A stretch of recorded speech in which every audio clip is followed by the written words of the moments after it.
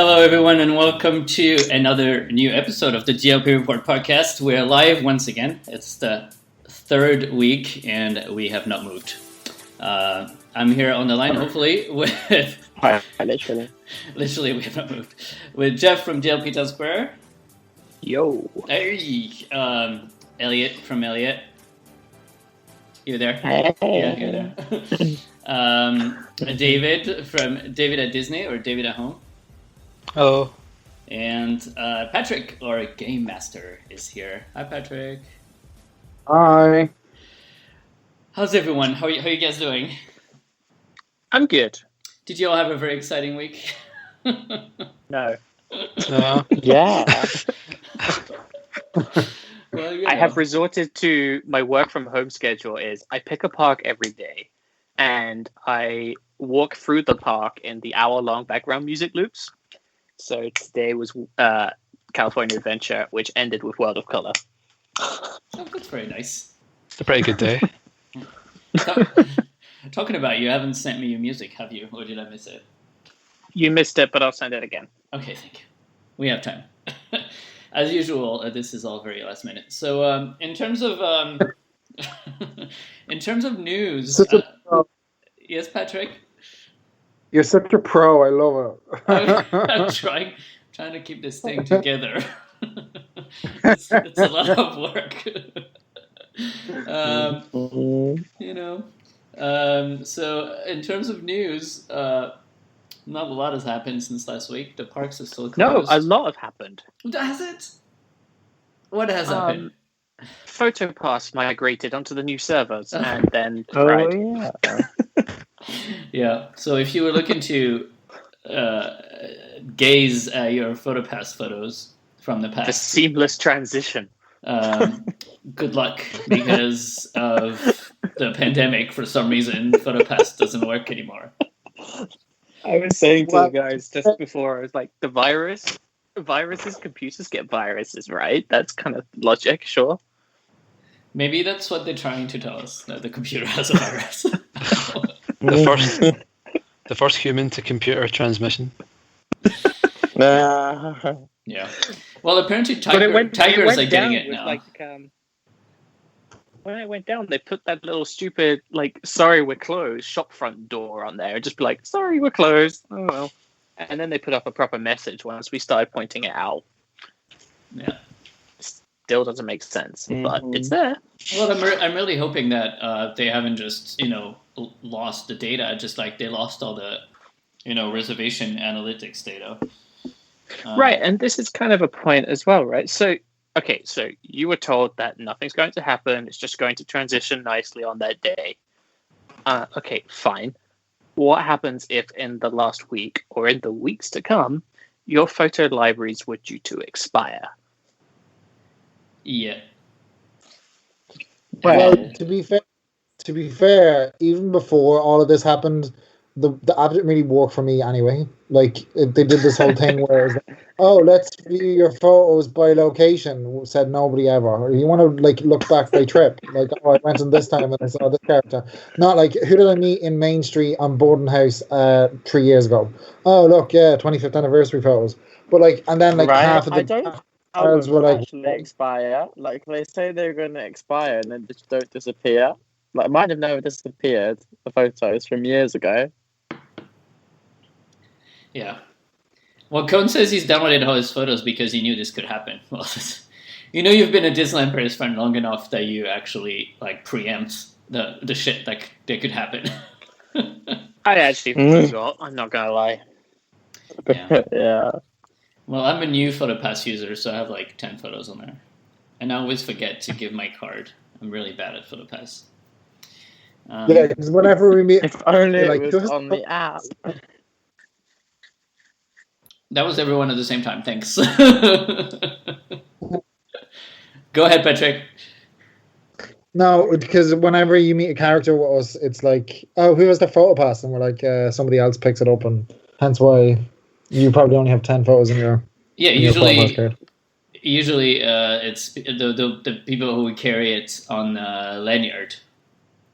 the fastest to get it out. So then those people on would get on the rare occasion there is actually a PhotoPass photographer present. Yeah. Well, I don't know. There's certain meet and greets where you pretty much are guaranteed it. Like the Phantom Manor one, Boarding House usually has one. Well, they want to have It was the getting icon on the map because then they feel compelled to have it because otherwise people come and complain. But like all the fun ones never have it that we do, like the princesses around the park and like stuff like that. So I rarely use my PhotoPass because like I don't go and meet Minnie like every day at boarding house, but I will do the opportunity meets every day. So I don't know. Yeah. Sometimes it's fun though to take your own pictures because like when you bring your own camera, sometimes it's like that. Like that's one thing that I've done recently. I'm not a very good photographer, but it's kind of fun when you're like, okay, there's no PhotoPass photographer here, so I have to kind of figure it out. And I like because personally, but this is just me. I don't really want to be in the picture with the character. Like I'll take a picture with the character, but I want to just take a picture of them. So I think sometimes it's fun just to like take your own camera and be like, let's figure it out. Yeah, I love and how the like camera on the Disneyland Paris is phone these conditioned days. us to be like, how we're being conditioned to be like, hey, I don't even want a PhotoPass photographer anyway. Screw you, American parks. No, but see, in Disneyland, from a lot of the meets, they've sort of taken away the PhotoPass because they just found that people were using their phones more. So I'm not sure. It's like when I was there recently, there wasn't a whole amount of like I've been like twice. I know I went in February, which is like not peak season. I went and like there wasn't like I wasn't crawling like at night time in front of the castle. It was like you had like 3 different PhotoPass photographers, but I never felt like it was crawling particularly with like PhotoPass. And did you find that not all the characters, like even the ones on the program, didn't have PhotoPass as well? Like I met Mickey in Toontown, and he didn't. I like that's like somewhere where you always have a PhotoPass photographer in Paris. So I was kind of expecting a PhotoPass photographer there, and we just walked in, and it was like it was really weird. It was like he was literally 2 meters in front of me. It was like I was on top of Mickey. He was like, "Take a picture." I was like, oh, "Okay." I was like struggling to get all of Mickey in the picture because it was like so close and so cramped. I was like, "Okay." But like, do you feel like we always want what we can't have? It's just because the other parks have plenty of PhotoPass photographers, what we want to have it. I but don't like, think do they we really do. need I it? think the only park that actually has the right amount of coverage is Disney World, and they're sort of losing them anyway. So I'm not sure that's a thing we'll ever have. Well, they're putting those boxes, aren't they? Yeah. I was quite happy with Disneyland. They were in kind of all the places I wanted them to Disney be. World. Sure, Disney World are like every 10 feet. Yeah, sure. But in Disneyland, they were kind of everywhere I wanted them to be. No, in Disneyland, in terms of icon shots, they were great. But I think, like, I went to meet Anna and Elsa, and I would have loved a PhotoPass shot from Anna and Elsa, but there wasn't one. I went to the Princess Pavilion, and there was one ACC for 3 princesses running between the rooms, trying to take photos for guests. Like, we have to, like, we're not in the worst situation sometimes. Yeah, true. I agree. But we love to complain. But it's also, I feel like also it's because unless you have an Infinity Pass, PhotoPass in Paris is really expensive. Like I feel like in Disney World, what is the deal in Disney World? Is it like isn't it usually free? Mine's right? free. It always gets like UK included in your package. For UK guests, It's like $200 for Americans for their whole holiday, which is quite a lot. Yeah. I wonder why the UK guests always get these best deals for Disney World. It's really weird. Like we always get free dining most of the time. We always get free PhotoPass, Memory Maker. It's because we go for like 2 weeks at a time. Yeah. It's so not fair for Disneyland Paris because it's like cheaper to go to Disney World than Disneyland Paris sometimes if you calculate it right.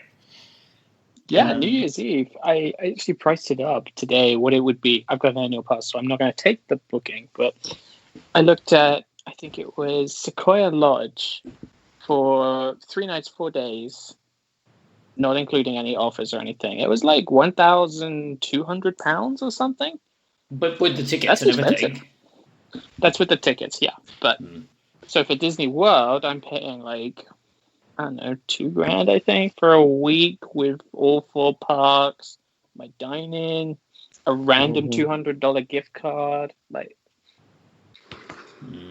Yeah, that is in September though, compared to New Year's Eve. I know. I think if you price up Disney World for New Year, Yeah. You can price up Disney World for Christmas week, and then your eyes might blow out your face. Right, but why would you want to go there for Christmas week? It's like hell. No thanks. I don't understand anyone who goes to like those super high times. I understand that maybe you don't have any other vacation, but I mean, come on. You just gotta be. I think it's because something, in the US they don't have annual leave at all, really. So they have to go during these public holidays, or they can't go. Well, talking about when we're going. So obviously 1 week, right? Transition. Try to transition over here. I'm trying my best. Okay, I had already a glass of wine. So every week that goes by and more news that come in kind of like changes the landscape of when the Paris parks will reopen.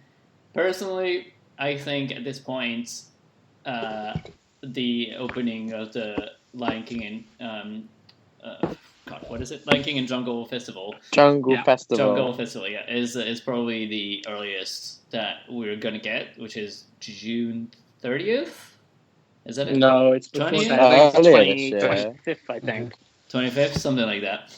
I feel like, maybe they'll open a sure little bit earlier before. than that. I thought it was the middle of June. Yeah, it's like June 16th this year. It's like really early. Oh, is it? Because it's popular, Let so me they check were my like Eurostar let's bank. bookings. June 18th. Oh yeah. Well, because June 15th was supposed to be a Hotel New York opening, which is probably like. Well, not happening. Viv says they're going to have to go back to work in May. No, are you sure? I don't know. But do they know when people are going back to work? Well, it takes... What they're saying in France at the minute is that apparently, because like all these, because at the minute like the dreaded C word is going down a bit, so they're kind of like, oh well, when can we go back to normal? And they've had all these like specialists on TV saying like, there's like the last thing that is ever going to be allowed to get back together is like big public meetings, and I think as much as Disney and Paris stuck on towards the end, I definitely don't think they're going to be able to jump the gun and be like, hey, let's open like way more earlier than everyone else. Like, there's no way. So I personally think even if it's open in June, I'd be like shocked. Yeah, and I think we're all trying to second guess. I don't think, and this is a worldwide kind of statement because all the parks are closed and all the resorts even are closed now. I really don't think Disney management also know. Oh yeah, well, they can't because no one knows. No one knows. That's just the thing. Can't predict. And at the end of the day, I think as far as the whole situation is, I don't think it's Disney's decision to make. It's the governments of each country that will decide when it's like the right time. Yeah, so, I agree, and it's I don't think you can criticize Disney for going, wow, you're not saying when you're going to open. The short answer is they have no idea. Yeah. And so Viv clarified, of course, if the opening for the Jungle Book Festival, that means that cast members would have to go back. It takes a month basically to reboot the resort. Yeah, that sounds likely. And so that means that people would have to go back to work sort of like end of May at the latest. But they could also, Luna says, they could also move the start of the season. I mean, at this point, anything can happen because there's no... At this point, we'd be lucky to get the season. Exactly. I don't think anyone would say, oh, I'm so upset that the season started a week later or 2 weeks later, because obviously everyone understands that, that there are other forces at play here. It's not just, obviously, Disney being difficult. So, but yeah. Sorry, just one thing. But if you look at China, Shanghai Disney shut at the end of January, and there's not a sniff of that reopening yet. Yeah, it's going to be at least now. It's going to be at least 3 months between. Do you know what I mean? It's going to be at least 3 months. Like reopened the village, and then nothing else. Yeah, but there's so many conditions on going into Disney Town at the moment. Have you seen them? Yeah, temperature. Yeah, you have to wear a mask. You have to QR code. You have to have. So Shanghai have these. They've got like a traffic light system. You've got a health code, and like you have an app, and I think you tell the app what you've been doing, and it rates you green, orange, red. It'll only let you in now to Disney Town if you're green, but they're tracking your location and things like that on the app. So your app could go from green to yellow like within minutes. and it's happened. Like, you read all the reviews and things online, reviews, news even, and that's happening. That is so scary. Isn't This the whole tracking. hotel? Isn't the hotel open as well? The restaurant it is. Yeah, The because I saw. character Like, meal, yeah. yeah, because I saw pictures of that as well. It's like the only because somebody take pictures with the characters. Yeah, you're not. the only place you can see Mickey Mouse is Shanghai Disneyland at the minute. Yeah. It's crazy. Well, hopefully things will go well, but I think if you're a Paris or American fan, both sort of work for this, you should be watching Shanghai and Hong Kong and seeing what they do, and then look for signs of your parks doing the same thing. yeah. But I mean, every country is different, and also obviously Disney is going to be extra careful because they're Disney, and they obviously don't want a scandal or anything like that. Yeah, my guess is they're probably going to try and figure out how to reopen Shanghai or Hong Kong, and they'll probably try and just use that model and bring it along as much as they can. Like, they're going to use those to perfect the way to reopen it. Yeah. Well, and so I guess I don't know. I feel like Electroland is also going to go south because Almost certainly. because it's just like Yeah, no chance. it's just like a giant mob of people in front of a stage in production courtyard. Same with Pride. Yeah, I think Pride is because Pride. So if Pride was going to happen, people would have to go back to work at the end of this month.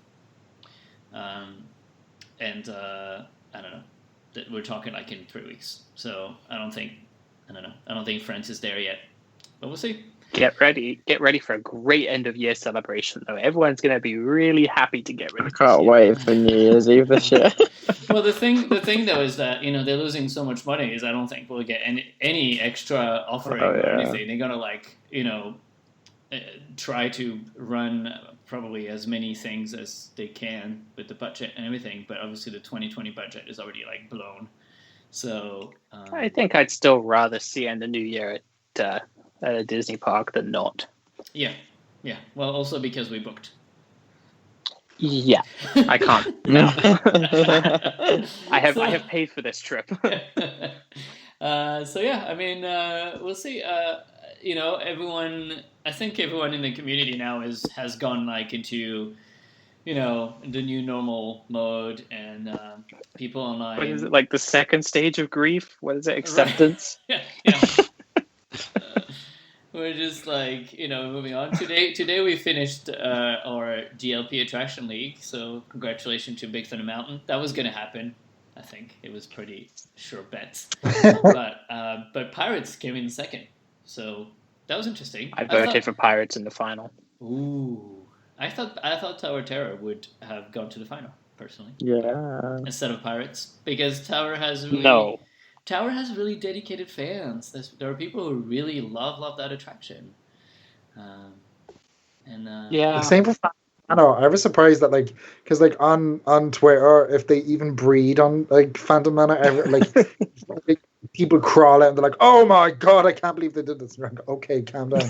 So I genuinely thought Phantom Manor was going to give the Big Thunder Mountain a run for its money. I knew it was never going to win, but I just thought it was this kind of goes to show the Phantom Manor fans, and I like Phantom Manor, but Phantom Manor fans on Twitter are a bit they're kind of hardcore into it.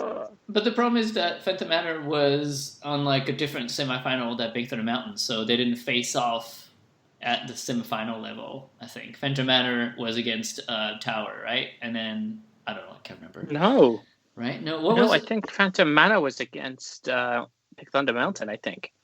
Oh, was it? Oh yeah. Yeah, it was like the Battle of Frontierland, and it was horrible to pick. Oh yes. In the semifinal, Phantom Manor was against Big Thunder Mountain, which is a hard one because obviously these are probably two of the most beloved rides. But it's just the way the league works is you have to separate the attractions somehow, and it just that's how it happened. I mean, the result was wrong anyway because the train didn't win. So the train, the railroad, you mean? Yeah. Everyone's just forgotten what it's like to enjoy the train.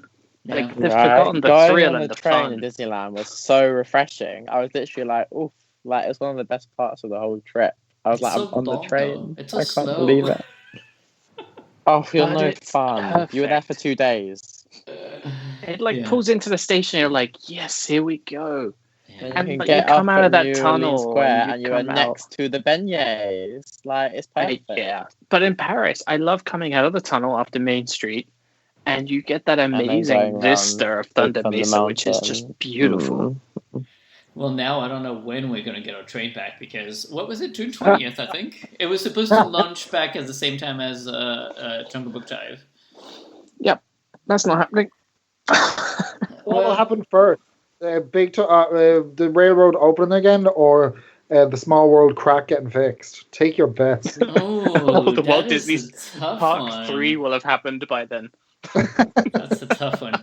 They've been having trouble finding a company to make that stupid dome because they're going to replace the whole damn thing. Anyway. Well, Probably cancelled now anyway. would they not have had this problem if they just had fixed it sooner? If they what? Wouldn't they have not had this problem if they just fixed it sooner? Well, I don't know because the problem is that it's like basically two giant pieces of plastic. It's not plastic, but it's like some kind of like, synthetic resin or whatever. And that's how they built it. They made two halves and then they put the two halves on top of the old ones and just like sealed them together. And then of course, because of cold, heat, like, I don't know, time, the two halves, like the shape of them changed, like with the sun or whatever. And so they weren't like perfectly round anymore, and so the whole thing basically cracked open like an egg. And then like, how do you fix an egg that has like changed shapes? You can't just like put some tape on them. And I think they're just gonna have to like trash them. I don't think it's gotten worse. Like, I think over time I think it just like cracked at once over like probably during some winter or summer, and then it was just done. I don't know. That's how I see it. I don't know. I'd love it if it came back. I don't mind if they cover up the old globe, but if the covering was that same really nice motif as on the one underneath, that's nice. Well, why don't they just remove the damn globe underneath? Yeah, exactly, and just like scrape the old one, because now it's probably really nasty down there because the water's been infiltrating for like years. And yeah, I can't imagine what it looks like. So put some very high walls so we can't take photos, and just like repaint it. I thought it was great, like as a concrete type of thing, and also it had a great, like you said, it had a great map, like great design on it. It was really cool. But that's the problem, because in the first place they just went for the quick fix, and if they had just took their time and did it properly, then they would have just repaired their first one, and we wouldn't have been like down this. Like their quick fix didn't even work that well. I think Paris is getting fixes, but I think they're getting better at the quick fixes. Like they are, when they do things at the moment, they seem to be better at doing it properly. Yeah, I mean, when you look at the floors, or at least that's their ambition. The repaving in Fantasyland, like they're not just redoing the old painted concrete. They're doing some nice, pavers, like stone and everything. Like that looks like it's gonna stand the test of time and also look pretty, and that'd be great. It would be interesting. I think Imagineering in Paris is really underrated for little bits like that. Like there's a whole team of people who are just for DLP, and they sort of never get to shine, and now they do. Yeah, well, they're getting a brand new building, which I guess is stopped as well. Really? They were like really close it was to. done. Yeah, but you know how it is. That with thing buildings. literally took 6 months from like ground to like flipping done. Right, but it's like when you buy an apartment off plans. The building goes up and it looks nice from the outside quite quickly, but then to do the fittings inside, it takes like another 6 months or a year or something. Well, it's the same for an attraction. So you look at Spider-Man in Paris, and that thing shot up super quick. But actually fitting the attraction inside is going to take them a very long time. I don't know. Mm-hmm. Well, hopefully not more than a year and something. I guess that might depend on how long this is going on for now. I know. When are we opening Avengers Campus? I don't know. I think it's definitely not making July, because I think they'll give up with the cars thing and take the construction workers from there and say, "Quick, do as much on the campus as you can." Yeah, I don't know. It's going to be like a September, probably, maybe. But I always know. I think it was more on track with sort of May anyway. So even if it's still July or August, like, Yeah. I don't think it'll be tragic. I don't think it'll be like September. But don't Disney projects have this weird thing where they kind of because I was following Galaxy's Edge for like a long time, and it went from this weird thing of like, oh, we're rushing to finish to completely finish 2 weeks before it was meant to open. Yeah, maybe. Yeah, so the same happens in Paris. Ratatouille, for instance. Basically, all the groundwork was done about 3 months before it looked about finished. But then they've got to do test and adjust, which takes quite a long time. Training cast members. Then the media have to come in. And they, in Paris anyway, they like to do that before soft openings. And they like to give about 2 or 3 weeks between the media event and the actual opening of the attraction for softs. Yeah. That is true. But mate, is that different now with the whole land, like, and more people from actual Disney in control? I don't think so, because if you look at the way they did it for Galaxy's Edge, okay, yes, they did the media event, but they had about 4 weeks of cast previews, which is the soft opening, basically. I genuinely think that's just because, like, they were finished so early, so they're like, we can start. Because no, because you have to do this whole test and adjust thing, and you have to start running it with people on the attraction for a little bit as well. Yeah. And at least DCA will have their test and adjust first, but I don't know what is happening with DCA because they're not going to make July. Yeah. Right? The park might not even be open in July, so right.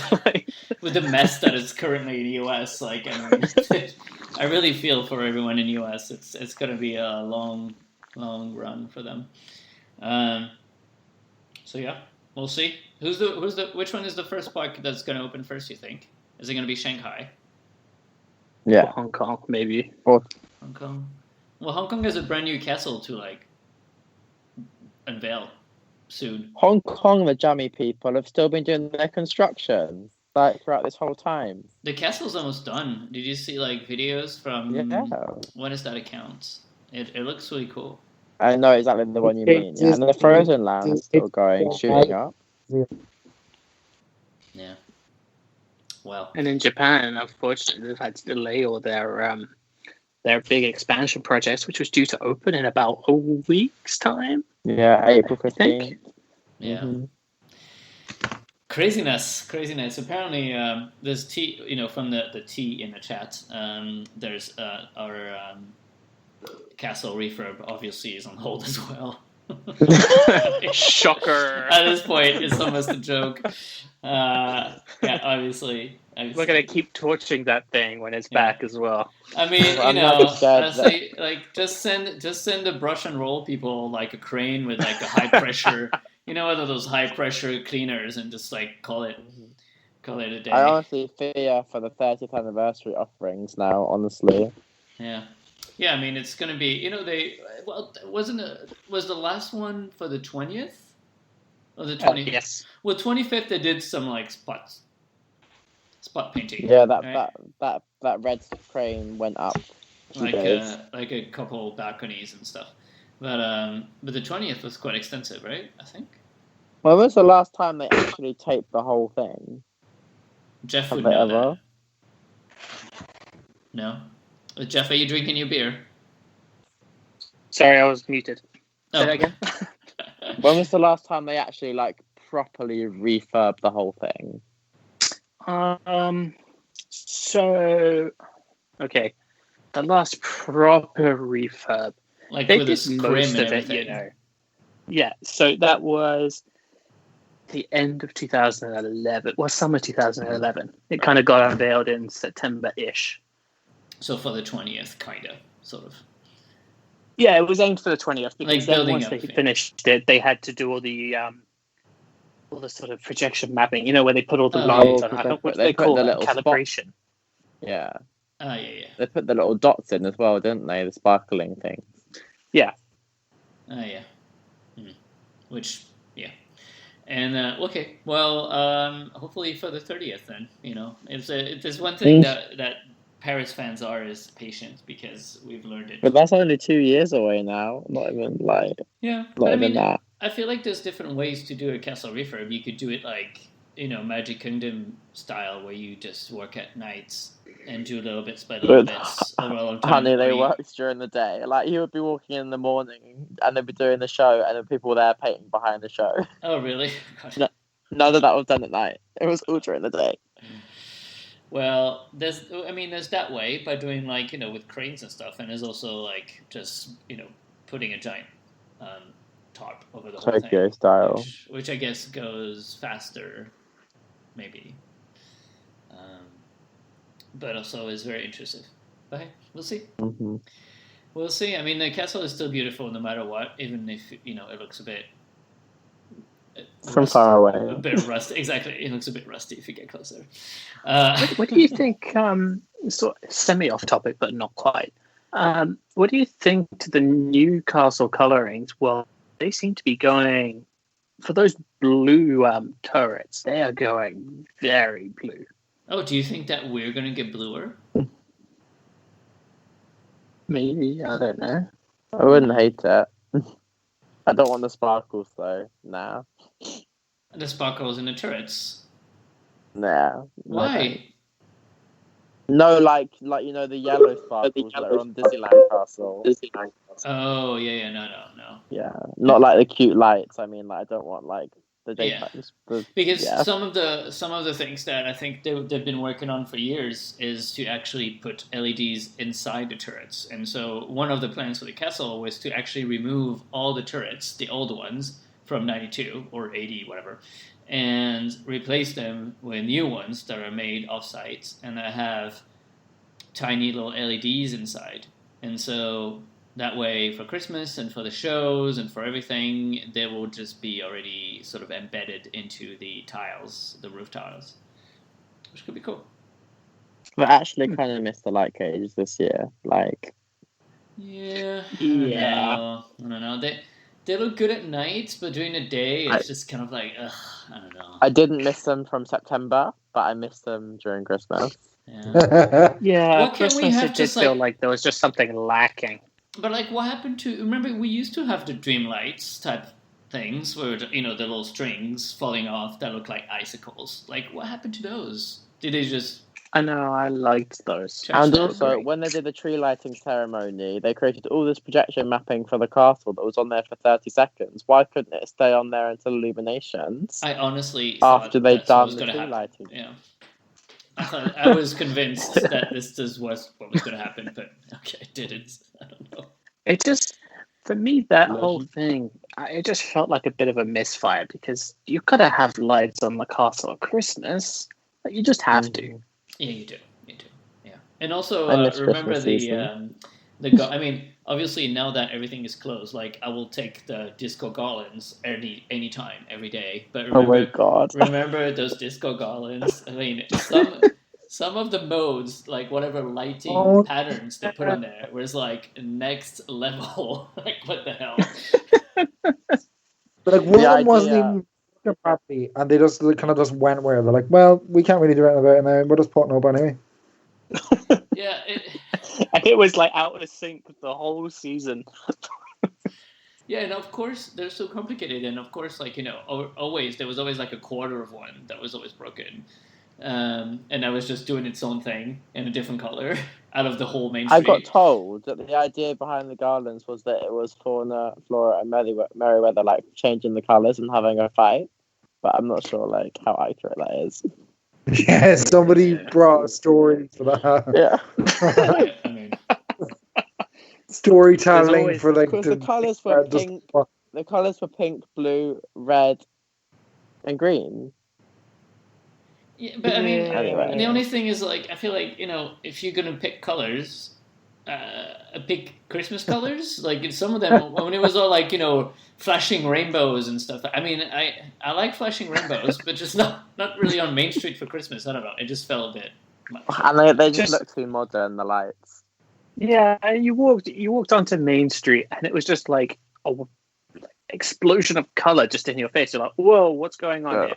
Felt like you were in a nightclub. Like, I felt like GOLA, you know? But I feel like those 1920s Americans, they knew how to party. But like some nice, some nice like white and red, twists kind of thing, like a candy cane would be nice, or maybe obviously some like all red or all green. Why are we not like the senior management of Disneyland Paris? You know, someone texted me that after our last show about Richie talking about merchandising, was like, "See, Richie should be in charge of merchandising." I'm like, I'm not sure it's a good idea, but yeah, it should be. Yeah, well, we'll see. Obviously, they're going to come back out for Christmas season because they paid enough money for those things that they're going to come back for quite a few seasons, I guess. Well, it's just the problem open for Christmas season. Well, like for the 25th anniversary, everyone was like, "Oh, blue and silver," and then they were like, "Here's all the colors," and they're like, "No, that's not what we meant." Like, that's not what we meant. That is not what we meant. When we said no more blue, we didn't mean bring all the other colors. We meant just pick a different color. Like, here's the whole. I liked that at Christmas. 20th anniversary Christmas. I liked the silver and blue. Yeah. Here's all the colors. Make your choice. Which one do you like? Yeah. Ash says if fans were in charge of DLP, it'd be bankrupt within a week. We've always said that. We never said that we'd be running this resort like financially sound. we just want, we would just want definitely pretty not things. do that. A weekend would be declaring bankruptcy. We should be in charge of Tokyo Disney because they have money over there. They're able to do everything we want. But in Paris, we'd probably blow the entire year's budget on January. So we'd buy like a band or like two bands and be like, well, that's it, we're done. Yeah. All right. So should we take a break? And when we come back, it's going to be time for the DLP quiz. Patrick, I'm sorry, I lost your music. The background music we had. I don't know if I have time to get it back. No, it's fine. Don't worry about it. Do you still have it? Did you send it to me? No, it was a YouTube video. It was a YouTube video, yeah. All right, fine. So I'll see what I can do, but no guarantees. I have 2 minutes to find it. So I'll pick the first song because Jeff has to send me his song again. But Jeff, you can have your song. I did. Yeah, but you can. Is it on the chat? Oh yeah, it is. Well, we'll have it after your segment because Jeff is going to be talking about books later. But it's not just going to be me. Well, yes, no. Everyone's off to nap while I talk about books. No, don't worry. Because in your book section, we'll also put the segment about complaining about Disney elimination. So that will. So that section might come a lot quicker than we all think. Yeah. So everyone, start thinking about quiz, isn't it? Start thinking about what you hate about Disney elimination. It's going to be a segment later in the show. We can all share. It's one of the questions on the quiz. How much time did we spend complaining about Illumination as last week? You know what, Jeff? You're not really that far off. But it's all part of our effort to bring some normalcy in people's lives. It wouldn't be a normal show if we weren't complaining about diselimination. We're just bringing back the good old times. Anyways. And join us next week for food cues. Oh my god, yeah. God. We should have the rant of the week. So the first song that I picked is from, and I know not everyone loved it, which is a surprise to me, but it's from Disneyland Forever, and it's the main song that's called Live the Magic. And the reason why I love that song is because I feel like Disneyland California always manages to make those really big emotional songs, like even like in Magic Happens, you have parts in that song that you're like, oh my god. And like Paris songs are good, but I feel like they always go like a little bit too pop or a little bit too simple. I don't know, but like I feel like in the US, the songs always have big drums, big violins, like chorus, and it's like this whole. Do you want a fun fact about this song as well? Sure. It's sung by the two lead cast members from Mickey and the Magical Map. So they actually looked inside their resort for the talent for the song. Oh, well, that's very nice. It's a fun fact. Yeah. All right. So, and I also kept the intro about Waltz because, it's nice. Oh. All right. So here's... I'm so happy I got to see this show. Here's, Ash, stop talking. Here's Live the Magic from Disneyland Forever. We'll be back in 2 minutes and 40 seconds with Patrick's Disneyland Paris quiz. As Walt Disney said, Disneyland will never be complete. And as the future will show us, with enough imagination, it will continue to build and grow on one enduring promise, that all who journey into its magical gates will feel forever young. And the magic, as Walt assured us, will never end.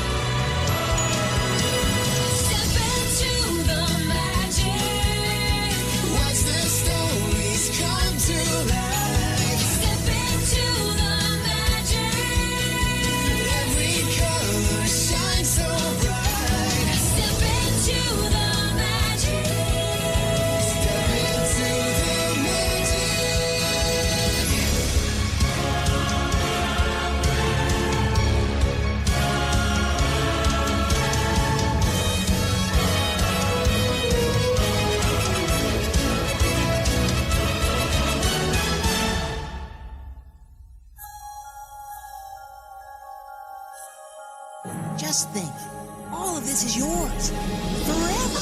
Come on and live the magic.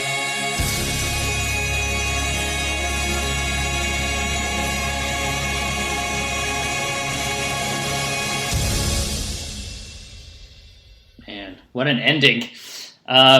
Welcome back to the show. What are you guys doing? You didn't tell us to be silent. I know. Well, I can't always We were be just chatting away. I was talking about confidential information. I was trying to get as well.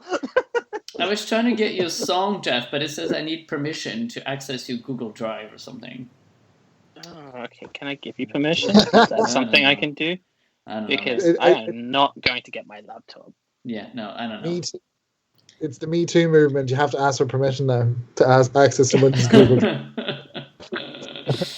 Yeah, I don't know. I can't get you music, Jeff. Send me an email or something. I clicked the link. Did you in the ask chat. for permission? No, but I will now. Okay, do Should that. I? Okay, wait, hold on. I have to find it again. But Well, in the meantime, welcome to the boring bit of the show where we talk about permissions. Why don't we start with the quiz? So I went and got a song from the Tron soundtrack, thinking that maybe that's the one that we used last time, but I don't think so. But I will still play it.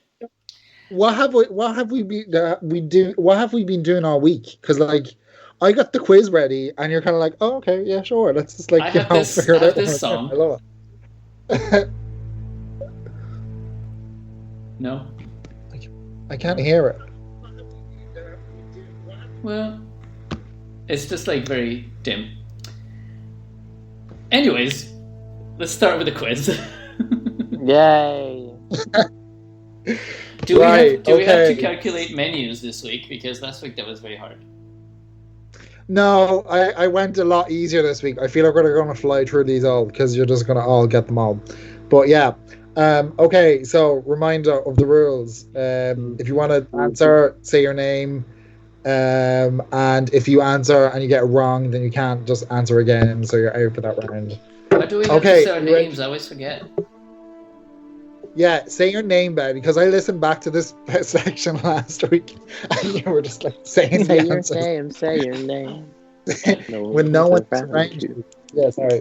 Okay, yeah, just say your name, please, so then I know who's talking. Because like sometimes internet connection is a bit like everyone's talking at the same time, and I don't know who. So it's easier just to hear the name. Okay, right. Question number 1. Tell me when you're fed up, because I have like 14 questions. But tell me when you're fed up.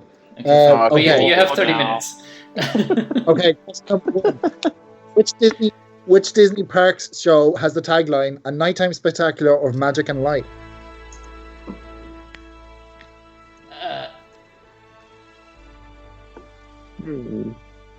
I can't even Google because you're going to hear me type on my keyboard. Yeah, well, that's not the game. I'll guess. Elliot. David, go on. World of Color. No, good guess though. Elliot? I'm gonna guess Spectro Magic. No. I bet Jeff both silently googling. Ben, I'm gonna steal Cohn's answer and say Fantalusion. No, it's not Fantalusion. Damn it, Cohn. I guess I default now. We trust you, Cohn. Is that Cohn or Cohn? I don't know. How do you say your name? Cohn. Coon. Isn't it Cohn? Cohn? I don't know. Coon. Well, he's gonna. Can you like sort of phonetically? Is it wishes? It's Coon. Okay, Elliot. How do we say? Trust me. Jeff, do you have an idea, or will I just tell you? I'm just guessing. I'm going to say wishes because I have absolutely zero idea. No, it's not. Well, I feel like Ben should have got this because he knows me. The answer was Ignite the Dream. Oh. A nighttime spectacular of magic and light, because they don't really do fireworks because of air pollution. Okay, next. They don't do fireworks? Sometimes, yeah, but like on like really heavy pollution days, they don't do that many fireworks. And in Shanghai, pretty much every day is a very heavy pollution day. Because it's just fog completely over the castle, and you can't see anything. Gee, well, you learn anyway, next question, which is a follow-on question. The question number 1 went terribly well. How is Ignite the Dream known in Disneyland Paris? Jeff. Disney Illuminations. Oh my God, we haven't talked about it yet. Let's talk about it some more. That was such an easy one. What a shit show. What was the premiere day of Ignite the Dream in Shanghai Disneyland? Jeff. I think it was the 16th of June 2016. Oh my God, Jeff, go. You rock. Yeah. Well done. Is it the park's opening date? Yeah. So like, but I did a press preview on the 15th. Well, I'm talking about the official premiere. Okay, next. Number 4. What date did the show Disney Illuminations premiere in Disneyland Paris? Jeff. Okay, so are we talking press preview or real preview? Because I know both. No, I'm talking about official preview because press previews don't count. Well, so all guests could go to the press preview, though. Yeah. Okay, I'm talking about the official I'm talking about the official, like... Okay, so it's the 26th of March, 2017. No. Yes. Elliot. March 29th, 2018. No, it was the 26th of March. No, the official premiere date was obviously the date that they did the press then. You told me it wasn't. You said I couldn't have it. So, Ben, it was March 25th. It was March 25th, Ben, is the correct answer. Because I didn't understand what Jeff... Sorry about that. Because actually the press day was the first day that it was advertised, I think, as being played. No. Yeah, because Disney Dreams ended on the Friday. No, yeah, advertised not having a nighttime show that day. There was no nighttime show that day. The season was advertised from the Sunday. Disney Dreams finished on the Friday, just like Disney Magic on Parade. And the 25th was seen as a soft day, and the 29th was the official start. 26, Well, sorry, was the official start. You can have a point as well then, Jeff, because I can't find press preview days. I just find official days. So, okay. Next. It's hard for a nice spectacular because it's not like, it's in a theater where you can stop people from watching.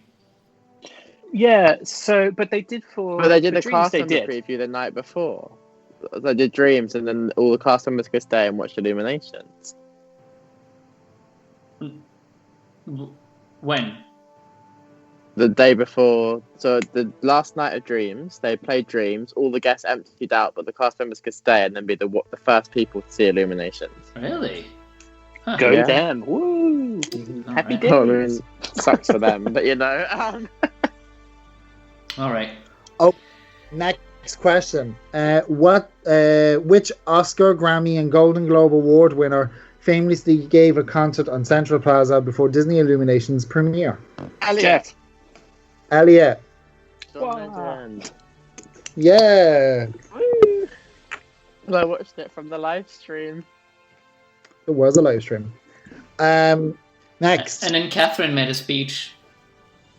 Oh, yeah. No, Peter Pan came out. Time to And fetch And your they played pixie like dust. the Dreams music, didn't they? And everyone was like, "Oh, this is depressing." Remember when they built this giant photocall bleachers in front of Oh my god! in front of the hub, and so basically when you walked up Main Street, you could barely see the castle. You could see the top half of the castle, and it was this giant blue thing. I think did they put a screen on it? I don't know. Yeah, they did. Yeah, they did. So, But it was just they in the middle of the street. It was just what are you doing? Sometimes they don't. And by the gazebo, they built that giant blue tower for celebrities to go and get a photo down Main Street. Yeah. I think that was fine. It was just the weird, putting the massive screen in front of the castle. Why would you do that? Yeah, and so no one could see Catherine unless you were on the side, but the sides were for press. We were on the left side, and then on the right side were all the celebrities, and then basically the guests were down by Constellation and Ford Comstock. It's just Or you ridiculous. could watch it on the screen, even though if there was no screen, you could watch it for reals. Yeah. Weird decisions. Okay. Okay, next question. And I feel like I just need to be clear because, I don't know. Okay, right. Question. I'm including the first, opening song as scene 1, just so we all know how we're counting, okay? Is it a whole Illuminations quiz? Well, yeah, because that's what I thought we could do, because just to see how we could love Illuminations. I've literally watched okay. this show once in my life. David, Well- you have advantage already. Something that Axel always said is that if you need to go, Disney Illumination is the best time of day because no one is in the toilets. I quite like doing a nice Big Thunder ride because that's quite nice at that time of night. I quite like Okay. eating a Pazzy pizza in Badger-Up. With your robot pizza. Yeah. If you haven't Well, tried the this robot was- pizza in Valderhop, you should go just for the robot pizza. Anyways. This quiz is going to be quite hard then, because it's all just Illuminations. Okay, what is the French title for the third song in the Disney Illuminations lineup? Who said it? Sorry, my internet cut and I didn't hear who said their name first. Ben, I think, said it. No, I just Okay, said, Party blah blah. Oh, Who said the correct answer? me, Elliot. But Ben answered. I'm so confused. Okay. No, I didn't answer. I don't even know what the third song is. I mean, are you? The little part of your world. Yeah, but you. Yeah. Count, but you don't count. You don't count the opening song then. No, I am counting the opening song. That's what I said. But it's something else. No, Is it's it not. not? Can you feel the so- love tonight? No. It's opening, then Lion King, then The Little Mermaid. Oh, but Segment. that's not song. I'm so confused. I was right. Okay, Elliot was correct. Okay, next. Who Just wrote being the argumentative lyrics? tonight. I know, it's getting awful complicated. Who wrote the lyrics for the song "Part of Your World"? In French or English? Oh, Elliot. In English. Yeah. Alan Menken. No, he wrote the melody, but not the lyrics. Oh, Jeff. Oh wow. Jeff. Is it Howard Ashman? It is correct. That's Howard Ashman. Correct. Jesus. Okay. Jeff, you like a Disney wiki. Next. I just downloaded it. Having previously sponsored the iconic attraction It's a Small World, which company's lights are used for the castles, fountains, and Disneyland? Elliot. Ben! Oh, damn it. Elliot. Osram. Yeah. Damn it. Did you notice how they stopped sponsoring it and they left it up for a long time and then they just kind of found like, it now just says it's a small Presented world, by- presented par Le Monde. and No, it's like, no, it says It's a Small World, présenté par Que le monde est petit. It's like, Yeah. It's a Small World, presented by Wow. It's a Small World. sure. I wonder why they stopped the sponsoring, because I thought it was quite... It made sense. Solid. Yeah. Yeah. Who goes on a theme park attraction and says, I need industrial lights from this company, though? I mean, I to love be the honest... lighting. I will now go out and buy some Osram lights. To be The lights are honest, good. it They're worked good on me when I was younger and the resort opened and like BNP was the official bank and France Telecom was the official whatever and they had all those companies and I was actually kind of like I was looking at those companies in a nice light just because they were sponsoring your Disney. You couldn't pay me to Sponsoring- bank with Credit Mutual. Sponsoring works, I mean Credit Mutual is Do kind of you like, But do you But then remember... DLP still use BNP themselves. Like, which shows I don't even trust them. But do you remember, like, when the old It's a Small World post show, when you had all the little telephones and you picked them Oh, up, yeah. and there was, like, someone... That was fun. yeah. I missed that. Now it's the Princess Pavilion. I wish it was the telephones. Just. I enjoyed the Next. telephones way too much. Well, you know my thoughts on Princess Pavilion. I think this space should just be the entrance, and then you need a giant hallway that takes you to a show building in the back. But hey, anyways, yes. Quick fixes, eh? Okay, next. Yeah. How many video projectors are used to run the nighttime spectacular Disney Illuminations? Oh boy. Elliot.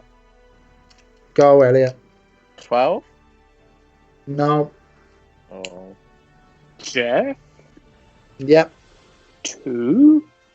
No. I don't know, I was guessing. I feel like it's 14. Ben. 8? 8? No, 8. No, not 8, no. David? I Sorry, even give you the what- pleasure. Is it more? of Is it announcing. more or less? What was the It's question? more. It's more than everything. I It's didn't hear more the than question. No. how many Ben, video projectors six- are used to run the nighttime spectacular Disney Illuminations? 4. Ben. No, it's more than 8. It's more than 12. Well, we've all lost, so... I think it's 14. Ben, It's not 16. It's 16, yeah. Yay! No, but you don't You get don't the get a point. You Why? don't get the point. You only get one answer. Oh Jesus, those rules are very tough. Okay, fine. Deal with that. Okay. Often cited as a scene in the Disney Illuminations lineup, what date was the live-action Beauty and the Beast movie released in UK cinemas? Jeff, Jeff. I think it was the 17th of Yeah. March 2017. That's very much correct. Well done. Jesus. Oh my god. Yeah. Jeff, I why was went about to to say see it that. at the Odeon in Leicester Square with an orchestra that night. It was great. Wow. Okay. How many technicians work in the tech hub for a typical session of Disney Illuminations? Ben. 4. Yep. No. Damn it. Well, come on, guys. Try different numbers. Jeff? Yep. 3. No. David. Yep. 2. No. It's definitely more than 4 then. Elliot. Go the other way. Oh. That's not 6. 1. No. Elliot, you just had to go one up. It was 5. There's a sound technician, there's a special effects technician, there's a laser technician, there's a light and video technician, and then there's like a stage manager person. Oh. And isn't like the old ambassador one of these people now? I don't think so. Well, I watched this video from like My Sparkling 25. This is where all the answers are coming from, by the way. I actually like that series. Oh, for the first season. maybe that'd be something to reboot during quarantine, like My Sparkling 25. Are they still online? All of them. Yeah, they are. Yeah, of course. Yeah. Do you remember how it was interesting until the parks actually opened the 25th? And it was like, okay, thanks. Yeah. Then they did one Halloween episode. Then it became about like the pins and the ears and I don't know. It became kind of silly. Does everyone remember the Tinkerbell that they had in all the episodes? Then when it launched, they were like, this doesn't conform to like security or something, and they had to get rid of them. And then to recall it, yeah. The last 2 months of like the 25th anniversary. Yeah. Do you remember when like all the Tinkerbells on the lamppost were like upside down and facing the wrong way, and like she had like her feet up? Good times. I mean, like some of them were like in really funny situation, literally upside down. Yeah. I love how Disneyland Paris's like solution to meeting one of the most requested like characters ever was let us stick on the lamppost, it'll be fine. And to make sure everyone sees them, let's stick them on every lamppost, and then that's fine. We don't have to do anything else. And shoot her out of a giant pole at the press event. Oh, here she is. Yeah. Oh yeah, and she was on top of that like random tower, and then it was like, okay, great. I know, but she was there for like a good 5 minutes after the ceremony ended, just like. Just waiting to be removed. Yeah. Oh god. Right. Good times. Counting the intro and the ending as 2. So the intro is 1 and the ending is 1, so that's 2. Counting the intro and the ending as 2. How many full-blown scenes does Disney Illuminations have? And I'm not including transitions. How many full-blown scenes does Disney Illuminations have? Elliot, go for it. 7. Nope. Jeff. 8. Including the first and the last. 8. Nope. Ben, 9. What am I missing? It's 9. Yeah, correct, Ben. Yay! I'm trying to think what I was missing now. And Ben, I'll give you an extra 2 points if you can name the whole 9 of them in one go. In order. No. Can I have a go? Yeah, go for it. The opening scene, The Lion King, into Little Mermaid, into Finding Nemo, into That's the one I was missing. Star Wars, into Pirates of the Caribbean. No. Is it Pirates then Star Wars? It's Pirates and then not Star Wars, no.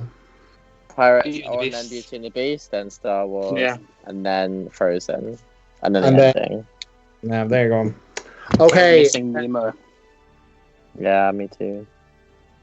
Counting the intro and the ending as 2, so the same. So the opening is 1 and the ending is 1, so that's 2. How many full-blown scenes does Ignite the Dream have? Oh, God knows. Elliot. Yeah. 10. Correct. Yes, and I could name them as well. Go for it. Opening, into Lion King, into Little Mermaid. I don't know the exact order of the middle. Then they have the genie scene, Friend Like Me. They have Mulan. They have going into Star Wars, Pirates, and Frozen, and the ending. Congratulations. Very good. Mm-hmm. I can remember some stuff. Can't you sing it in like Mandarin? No, sadly not. I win if you do. No, because I almost remember you saying like on Twitter that you could sing Ignite the Dream in Mandarin. I was like, that's impressive. Did I? I think so. Were you lying? No, okay. play the song. I've got the song on my phone. And the last one. Oh, I have another one, and the last 2. What is the name of the song? Get that Father Ted picture back out. What Father Ted picture? The one where he's got a lampshade on his head. Sorry, Halloween. Sorry, I was We've got the breaking tweeting news. I was tweeting breaking news. I'm back. Thanks for playing the game, Ben. I really appreciate it. I'm sorry. What's the breaking What's news? the breaking Tell us news? all. You should There's tell going to us. be 3 Halloween parties this Well, year. apparently there's going to be 3 Halloween parties this year on the 17th, the 24th, and the 31st of October. I'm going to take the 31st. I might go 17th and 31st. You gonna? Why? I always like being at the first one. Why? No.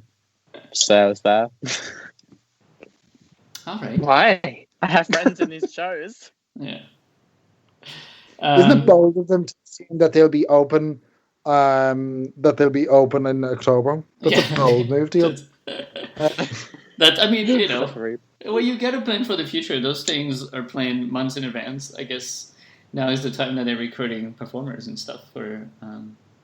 I guess last year it must have been a success then, even though that first party was quite quiet. Yeah, I but enjoyed last year's party though. Oh, thought it the was good. projection on Skull Rock and all that. That was Oh really yeah, cool. we had a good I enjoyed time, the but dance I party was down at upset that they Discoveryland. toned down the Adventure Isle zombies. Like the first year it was horror, but I quite enjoyed that. That was pretty grim last year. It wasn't great. It was hilarious. Weird idea anyway, because I remember I went on when they were there for the first year, and I remember walking around Skull Rock, and it was kind of weird because you were kind of waiting for them to scare you because they were kind of just walking around anyway. I don't know. It was so weird. I thought it was a good party though last year. I enjoyed it. The year before they were like hiding in the caves, like jumping out on view. Like it was actually horrific. Yeah. But yeah, next question. Should we do one last question and then we'll go to another break? Okay, last question. Do you want to do like an easy one or a hard one? Hard one. Okay, this one you can all give an answer for, and the closest person wins. Wait, we don't have to say our name.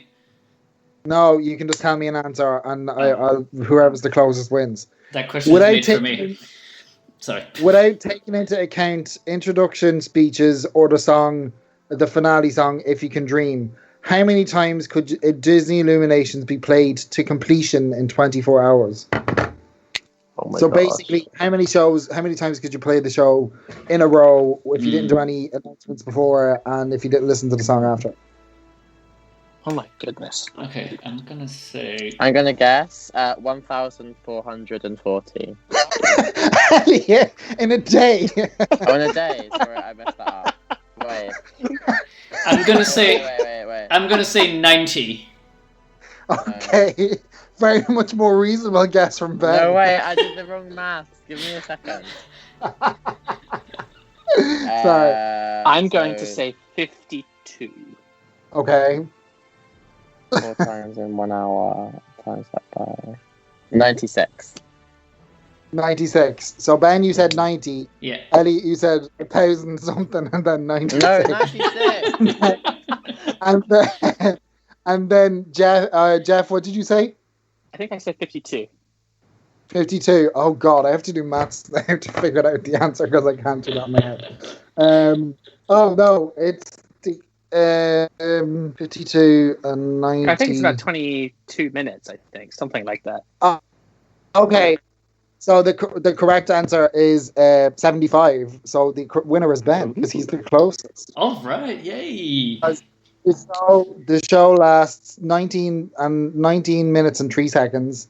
So that means you can listen to 3.15 times an hour, and then that means you can listen to it 75.69 times in a day. Wow, It's actually not a bad soundtrack to listen to.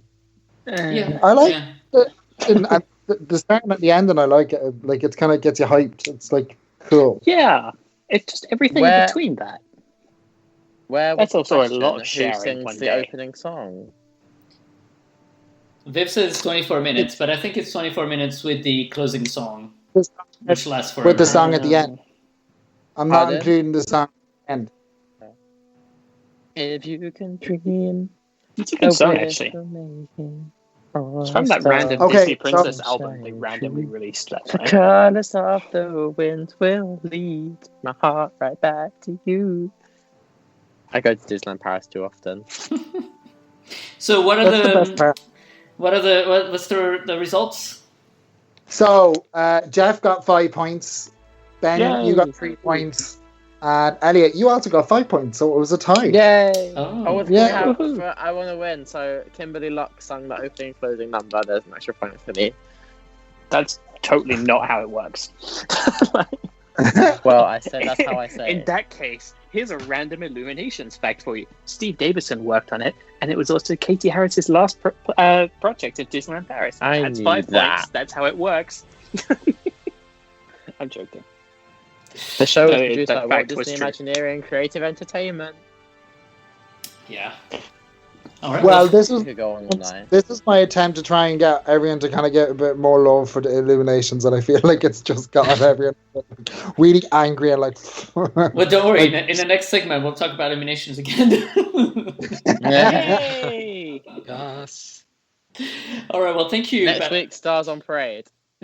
Okay, yeah, let's do a Stars on Parade quiz next week, or anything else that you like, Patrick. You can mix it up. Okay, You know- so let's do it. Next week's show, if we were doing it on a Sunday, which we're not, it would be the 28th anniversary of Disneyland Paris. Oh, that's right. Oh yeah. Maybe we should do it on Sunday. And also the first time that the park has not been open on its anniversary day. Yeah. Right. I That's think sad. it'd be the first time that. Oh, I think I'm right in saying this because Tokyo comes after Paris. Yeah, it would be the first time that a Disney park has not been open on its anniversary day. And of course, DLP is the first one. I mean, I guess Disneyland is not that far behind in July, right? Is it July? Yeah. So it goes Paris, followed by Hot Tokyo, then Disneyland, then Hong Kong, then Walt Disney World. What about Shanghai? Oh yeah, Shanghai, of course. June. It doesn't count because Shanghai still doesn't have its star on the Esplanade. So, you know. Yeah. Still working on that. Anyways, thank you, Four Patrick. games in. For we know this. I don't know where that project's going to go now. Thank you, Patrick, for another great quiz. And as a thank you, you can, of course, pick the next song. What's going to be? Not Illuminations. Is it? No, I feel like I should be, but isn't it? Did I choose Storybook Express? Mickey's Yes. Storybook Express. Yes. I love this. Is it the English the- or the Mandarin version? It is the English version. This is Yay. the best I've seen with my own 2 eyes. I love Do it. you know this? That's the lyrics for the song is actually like "Welcome Home," like as in like "Welcome Home China." Like we have. No, I thought that was really cute. Anyway. Yeah. They're trying to build traditions and that kind of stuff. Mhm. Very nice. All right. So Storybook Express is the Shanghai Wait Disneyland. for this day Parade. to come. Come along. We clap can talk your about hands, that parade actually when we come back because I have opinions about it. Oh, Even it's an though I haven't awful seen it in parade. person, but Patrick has seen it in person. So we'll discuss that when I we come back. also have opinions. Yeah. But let's see. Me. All right, here's Mickey's Storybook Express Parade.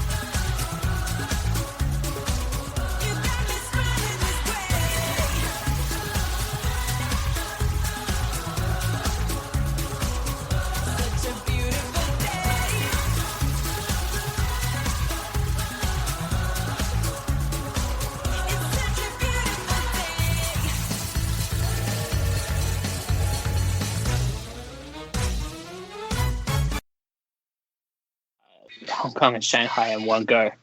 Sorry about that. For some reason, that song ended very abruptly. Oh God! We're back. Welcome back. Sorry, I don't know. We were just saying that Zootopia Land is opening next year, and we want to go to Zootopia Land. In Shanghai. Yeah, but D23, I don't know. Yeah. Are they still? Why can't we do both? Maybe we can't do anything at all. So at this point, Storybook Express. So I've only seen some photos, but I don't want to get spoiled because I'm supposed to go see it later this year. Let's see if that happens.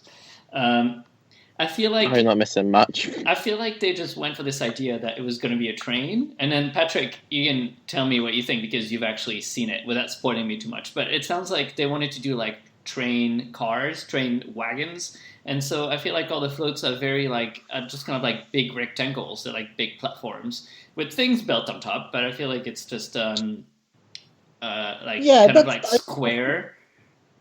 Yeah, no, but I think the whole thing is like, without giving too much away, Mickey's like bringing all these stories through the park, and the whole way he's bringing them is on his train, and then it's kind of like basically on the train you get to see the different stories that are Disney. So I personally I think it works because like every float has like a bit of the train theme running through it, so it tells the story that it's simple, but the story is very coherent, and all the floats kind of have similar touches to them. Which maybe it looks boring and blah blah blah, but when you're kind of like, just I don't know, just like especially Casey Jr. just like rocking down the parade route is like, you mean coming down the track. Coming down the track with the smoke stack. Yeah. No, but it has a great soundtrack, but I just think they kind of run out of money for the floats. But why though? Because I don't feel like any one float is particularly unimpressive. I think that's just a concept for it. I think that's just a concept for the parade. It's an idea, and like you can like it or not, but I feel like that's the idea. Like Stars on Parade, what's the idea? It's just a mix of new and recycled. The idea of Stars on Parade is that Chip and Dad looking through their telescope at all the Disney stories behind them. Well, no, but like I think would you have like just really cool floats and no story, or have like less impressive floats but like a coherent story? Like it's kind of like I'm a big fan of story, so I'll take the story, to be honest. Yeah, I think it works. I think like all the times that Disneyland Paris misses the mark is because their show or parade or anything doesn't have a story. Jungle Book Dive works wonderfully because it has a simple but cute story, and then you see the Halloween show didn't do so well because it's just sort of like a parade of characters coming out and doing whatever and then leaving, and you just finish watching and you're like, what did I just see? So it kind of did have a story, the Halloween show, but the story was just dumb.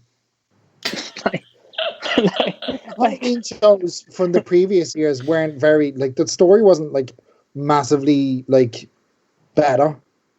Do you know what I mean? Like the villain. I've never done a good Halloween show. Like, but there was a at least it's good to be brave. Bad had better choreography. It was like funny. But are you brave enough? Like there was the whole weird thing where Ursula came out and she was kind of cool, and all that sort of stuff happened. She's going, well, you're going to be training to be villains or something like that. Are you brave enough? Okay, great.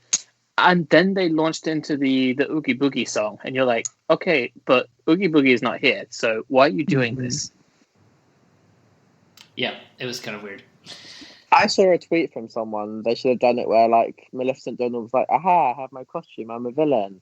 And then Ursula should have been like, aha, you can never be a villain, you're not brave enough. And then they could have done it like all of the villains come out and teach Maleficent Donald a skill, and by the end he's brave enough and he's a villain. Like that would have been a cute story. But yeah, some story.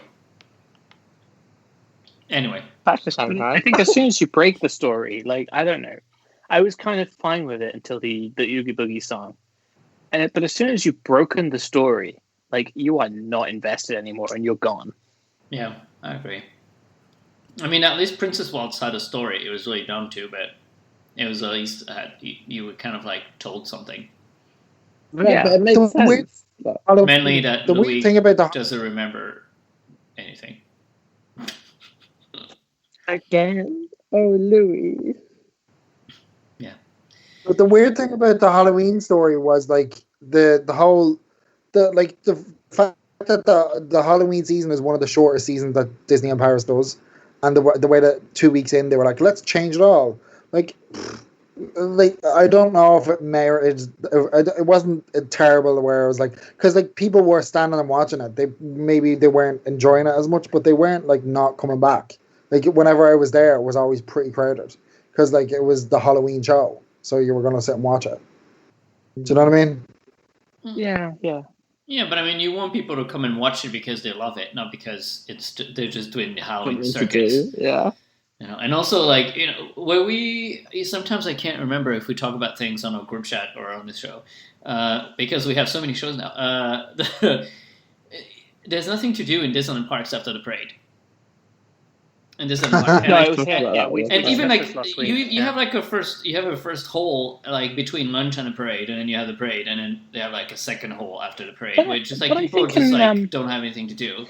So for Halloween, everyone's going to watch that show because there's nothing else to do. That show. Okay, so I was at the opening day. When we went back for Halloween week, I did not watch it at all, actually, which is really weird. But I went and watched it at night twice, and I thought it was better because the lighting was good. Yeah. But the show they did on the Halloween soiree night was much better. Yeah, I didn't watch it. I didn't see it either. I was just at Skull Rock looking at the protections. My Halloween soiree was the parade, that random Dia de los Muertos dance party in Frontier. That was great. Oh, that was fun. Yeah. Then I did Pirate Academy twice in a row. Yeah. And then I went and joined that DJ in Discoveryland, which was really good. Yeah. And then Goofy was just going down, and yeah, it was super off-brand, which is, you know, sometimes Disneyland Paris does off-brand and it's cringe, and sometimes they do off-brand and it's amazing. This was one of these occasions when it's like, you're like, I know really this shouldn't be happening, but it's really fun. Yeah. And how they you know, the Americans are like, for the dance parties. Yeah, but they built the stage for this dance parties, and I'm like, okay, well, how do we fit it during the day? How did they do a really good job at that legendary. as well? Oh, legendary. We love you, Lucky. Anyway, so Jeff, did you have a book topic for us today, or what did you prepare?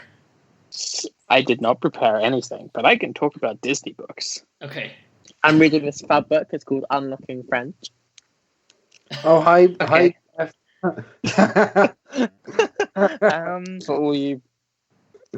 Well, I feel like since the last time we talked, they is that last week that Disneyland Paris released a heritage book, or was it before the? No, I think it was before then, but it's still a good thing to talk about, I think. Yeah. So there's they released a heritage book. There is a backstory to this heritage book. Is that they gave it to a printer who could not print it properly, and basically the cover was peeling.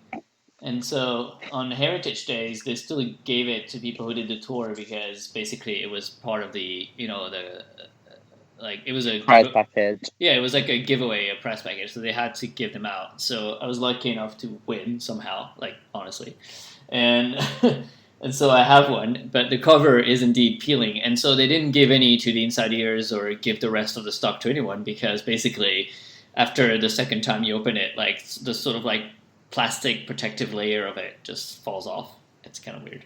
They got their money back though, FYI. But yeah, so now they gave us. What you're saying is it's a very typical Disneyland Paris story. Yes, it's like when they printed the Hotel New York souvenir books, and they were supposed to be printed in about half the size that when they came in. So now I have. Oh my god, they are huge. Now I have this giant square Hotel New York book, which is about like a third too big. It's great, but you know, yeah. It's probably the biggest coffee table book I have, but it's not even that big. It's not that many pages. Yeah, well, that was because, you know, they said the printer got it wrong, but I think someone didn't order the right size. I don't know. Is Chloe still listening? No, she's not. Okay, good. Oh, that was before her time, actually. And in the 25th anniversary book, there is Someone sent that yesterday or today. Like one of the pages. Yesterday, it was me. Yeah. What character is it? There's like a character that's printed. So they put Russell and they put him over the words. Ah, yeah. So you over the can't text. actually read that section of the book. Yeah. Great. There's that one. I feel like there was something wrong with the original Pirates of the Caribbean book. No, I think they designed it with the intention of just giving it to cast members. Right. Who worked on the attraction, and they had some left over, so they sent it out to fans who then posted it online, and then the community's like, wait a minute, I would totally buy this. Yeah. And then they And finally it took made them some, about a year and a half. Which brings us back around to the fact that they don't really quite know what people want to buy. That's true. Let's talk about merchandise. Well, the book sold out, and they were like, "Oh, we should order some more then." And then they made the Phantom Manor book, which took 2 years to come. But Yeah, and then they did Phantom Manor. But I feel like now that it's a Attraction League's winner, they should do a big Thunder Mountain. Actually, I feel like they should do a Thunder Mesa book. I think that would be amazing. That would incorporate all the stories from like Fort Comstock. And even the train station, Big Thunder, Phantom, the rivers, all this. Like, I feel like that would be a great book, and maybe a Discoveryland book. So they did that newspaper when they reopened. Is it when they reopened Big Thunder Mountain? They gave it a free newspaper. That was really that cool. was gorgeous. Yeah. I have that still. Was it David Goeff who made that? I think, or designed it? Was he involved in that? I think so. Yeah. Maybe. It was really good. It was a nice 4-page thing as well. Like, you can probably read this. Yeah. And then you have to like work out how you're going to carry that around the park for the rest of the day without getting it damaged. No, they gave it to you folded. Oh, handy. Yeah.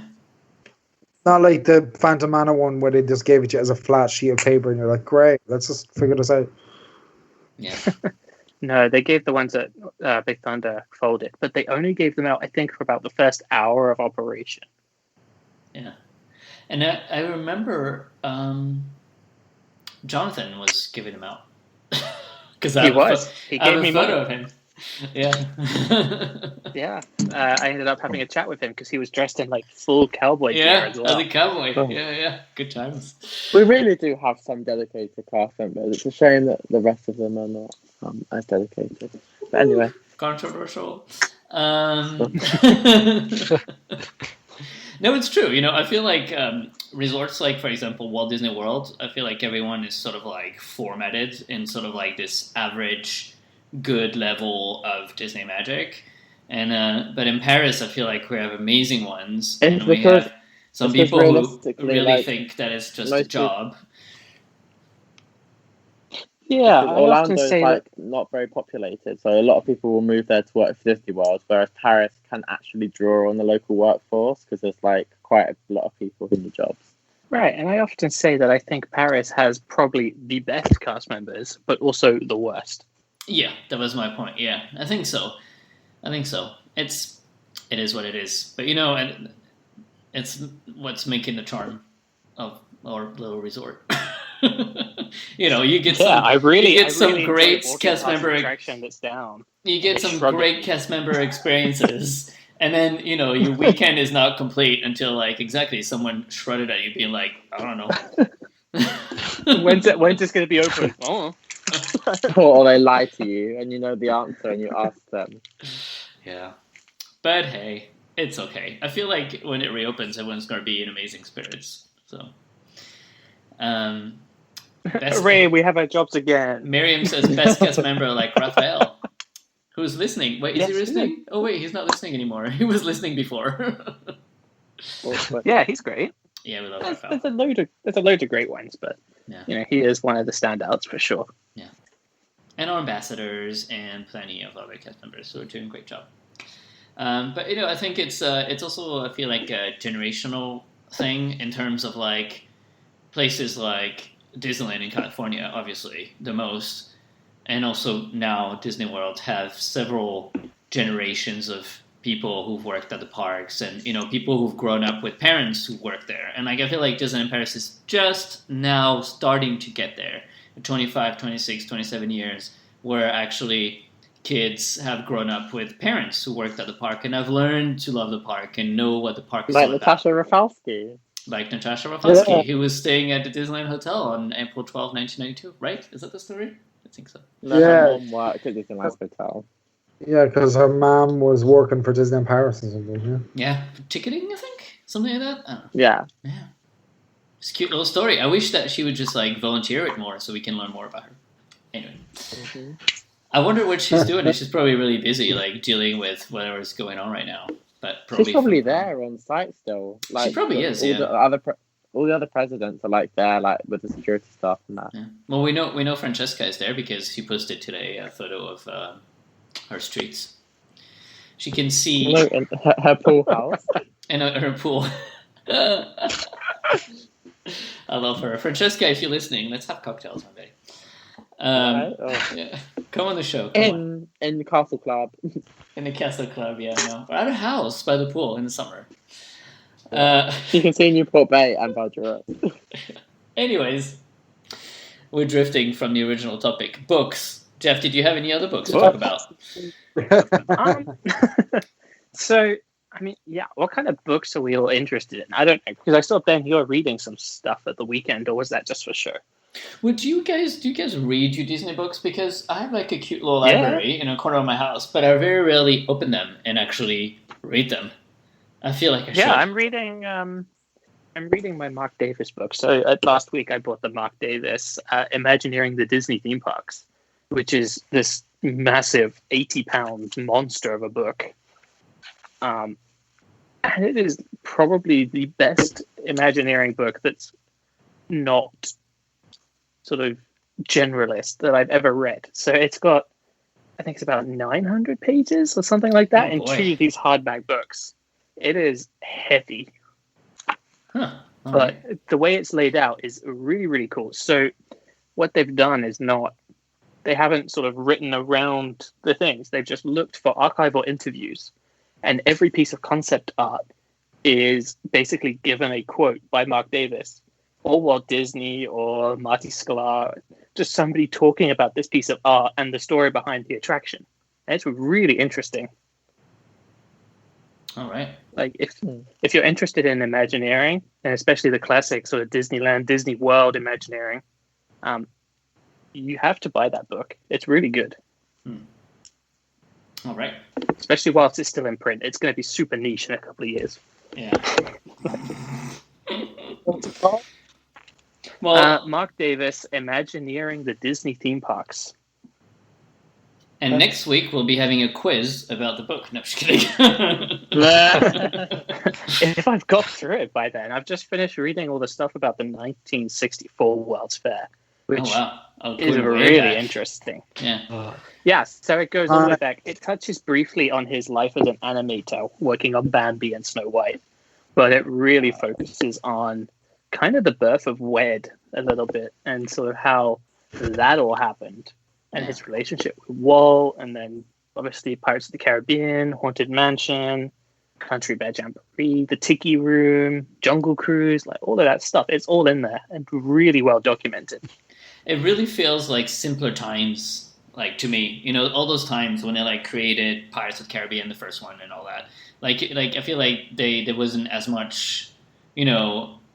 But like, obviously there were budgets, but there wasn't as much like control and like various players like who had to approve and create and all this. And stuff like that. I feel like the Imagineers could. It was just easier for them to just go to, you know, obviously Walt or whoever was in charge of the park and just say, "Hey, we want to do this," and they were like, "Okay, sure. Maybe you have a rosy version of, you know." Yeah, but I think you also had Walt, he's a storyteller, right?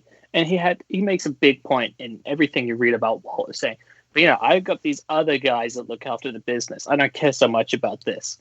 But he saw the park as a story, and nothing was about, oh, how do I make a quick buck here? It's about, okay, well, I've got the story, I've got Main Street, and I've got all these lands, and they're telling stories. How does this attraction fit into that story? It's not, how do I get this IP in there? Yeah, exactly. Yeah, but then it goes back to what we said last week about the whole fact that at the time Walt didn't have that much IP, whereas I suppose now Disney is a much more kind of story-rich company, and the fact that they have lots more kind of stories that they could tell, and they kind of Disney unfortunately are not in the business of kind of doing justice sometimes to whatever they have. Sure, but I think you also had them doing really, really interesting things where maybe nobody would bankroll it, but the World's Fair was the perfect example where they came up with 4 attractions, and they basically went, hey, I want to do this. Hey, you want to sponsor it? Okay, I'll sponsor it. And you get 4 attractions that basically Imagineering got to create, and they didn't actually pay for it.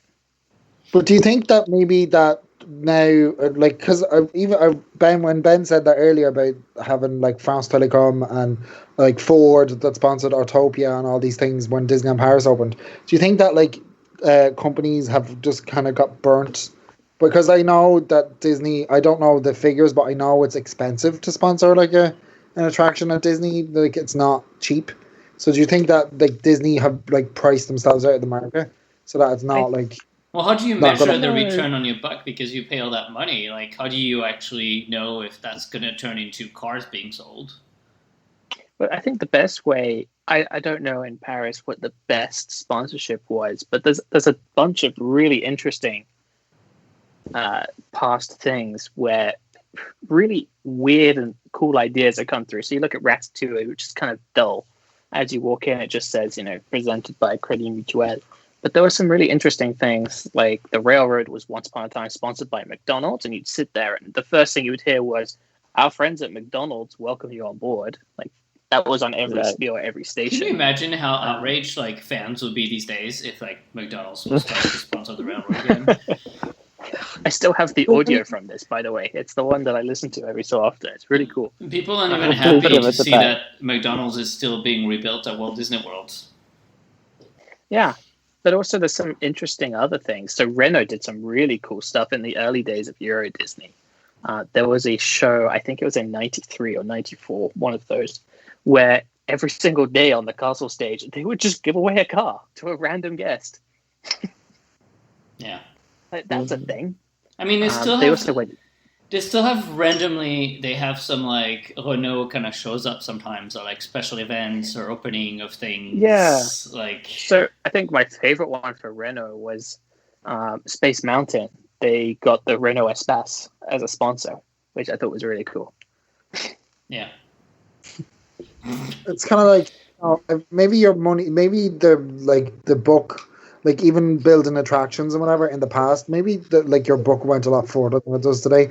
Because when you think of all the like extra costs that the Walt Disney Company's pricing model, like Walt Disney Imagineering and all that, like who even understands how it works? Because they just like, it's like a nightmare. If you look back in Paris, you're looking back nearly 20 odd years now, but they did for Space Mountain, they went huge on that advertising campaign.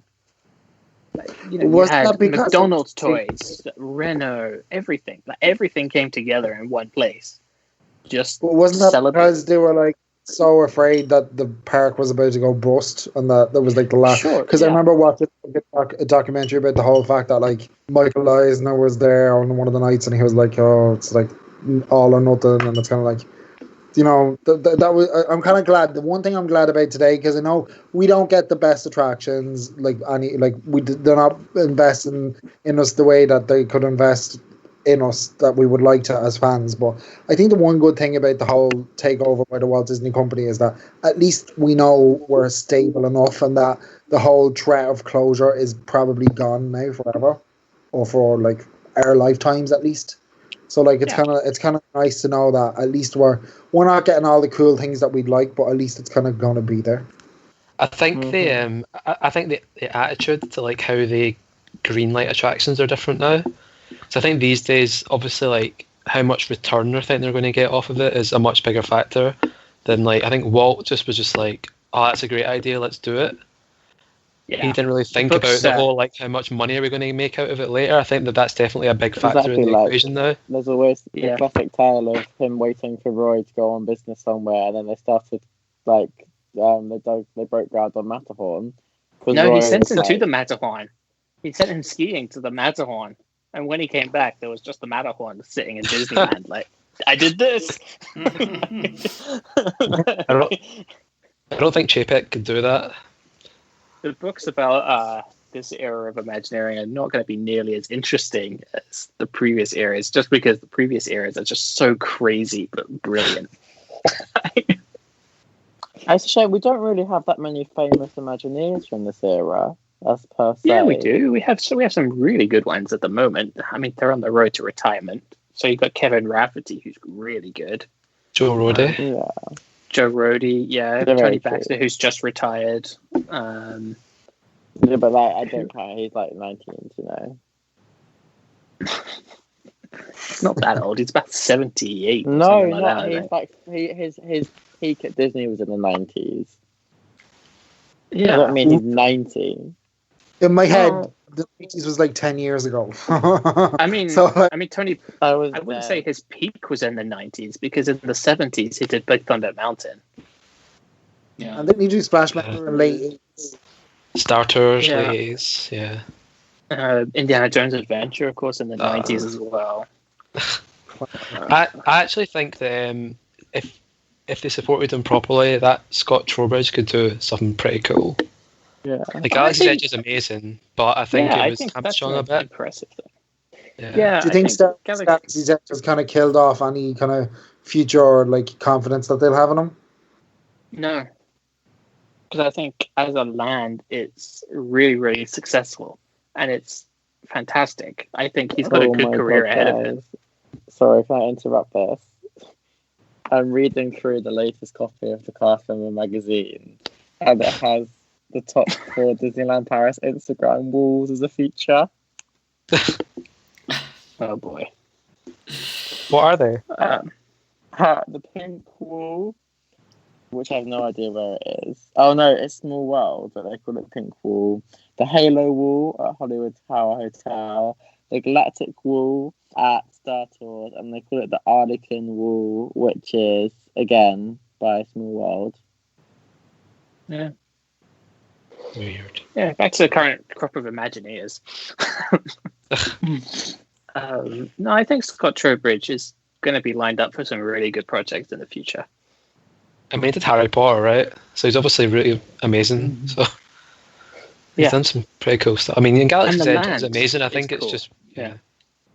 yeah. Galaxy's It's Edge. missing it's its just a bit part. lifeless. It's missing its kinetic energy. Yeah. It's just when you I was walk around mis- Galaxy's Edge and you see like all the really cool, like even as far as the automatic doors are 100% in theme. It's just amazing. I think it's just because I we're was told really it's going to have. surprised that Yeah. No, Patrick, you go. Sorry. Sorry, no, go on ahead, David. Go on. I was just going to say, I think Galaxy's Edge is only disappointing because of what they promised it would be. Yeah. If they hadn't set the expectation, it'd have been a lot different. They sort of set the expectation that it'd be like actors inside ogres, like, and the whole, you know. Droids everywhere. Yeah. I was really surprised about going to Galaxy's Edge because I was really, really like following all of it, and I was like so excited and it looked great, and I was watching all the vlogs, and I'm not a Star Wars person whatsoever, but I was like, oh my god, it looks really cool, and I was kind of more interested in it for the whole kind of Imagineering aspect and not so much the Star Wars aspect, but that's fine because I was like, okay, like I don't hate Star Wars, I'll go and see what it is. I was kind of really surprised, like the exact same things you just had to saying. I went and it was cool, but I thought it was going to be like a game changer type. I was going to want to spend all my time on that too, and I was like, yeah, no, I was happy to kind of walk in, walk out, and I don't know, it was weird because it's not a bad land, it's a great land. It just feels like it is missing something, and you're kind of like, I don't know what it is. For me, one thing I really love about Galaxy's Edge, and this is going to show how really geeky I am, the transition from both Frontierland and Critter Country into Batuu is expertly done. Yeah, wait till you walk from Galaxy's Edge to Toy Story Land in September. I am not that hyped for that one. Oh, look, it's Buzz. I can see him from here. Oh, I can see Slinky from the Smuggler's Run queue. It's an alien planet. What planet is this? It's an alien planet in Planet Andy's Andy's back garden.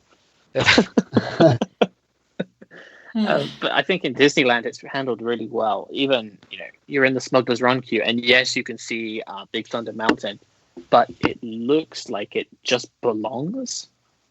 Yeah. Sure. It's Yeah, really clever the way they did it. It's very clever. Yeah. Jeff, I now have you song, so should we go to another break before we take questions? Let's do it. Tell us about your song. This is just a bit of Main Street USA because everyone needs that bit of optimism. That is true. It's called Kansas City. Right? Okay. Yes. Yes. Yeah. Okay. So we're gonna play. It's actually it's a ragtime version. The song's actually from the musical Oklahoma, by the way. Oh, right. There's a ragtime version. All right. Well, we're gonna play Kansas City from Main Street USA, and we'll be back in 2 minutes with your questions and topics.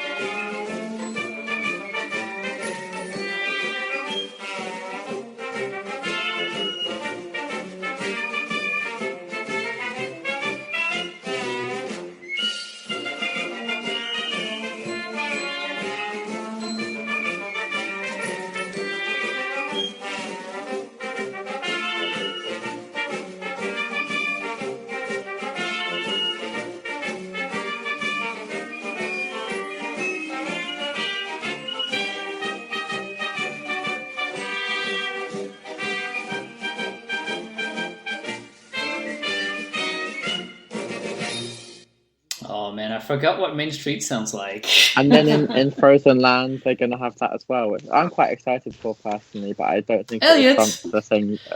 Oh, what? He's lying to you.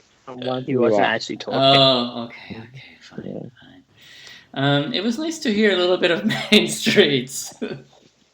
It's like, that music after a while when you're on Main Street, like on a normal day, on a normal year, you're like, okay, I don't know if I can deal with this music anymore. But now that, we don't have it anymore, I miss it. I can always deal with Main Street music. Like, I don't know, for me, that's the sound. When I hear Main Street music, I'm like, okay, I'm here. This is good.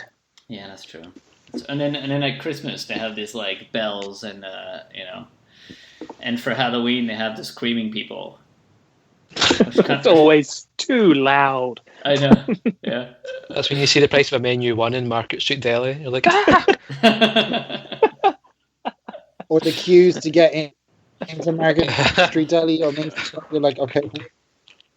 Okay, so questions. we have plenty of questions to get through, so let's try not to get spend the night. So Disney Illuminations. Yeah. No. We've merchandising enough.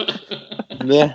Food queues. So we have a question. We don't even normally have a segment. This another segment. So we're going on record timing today.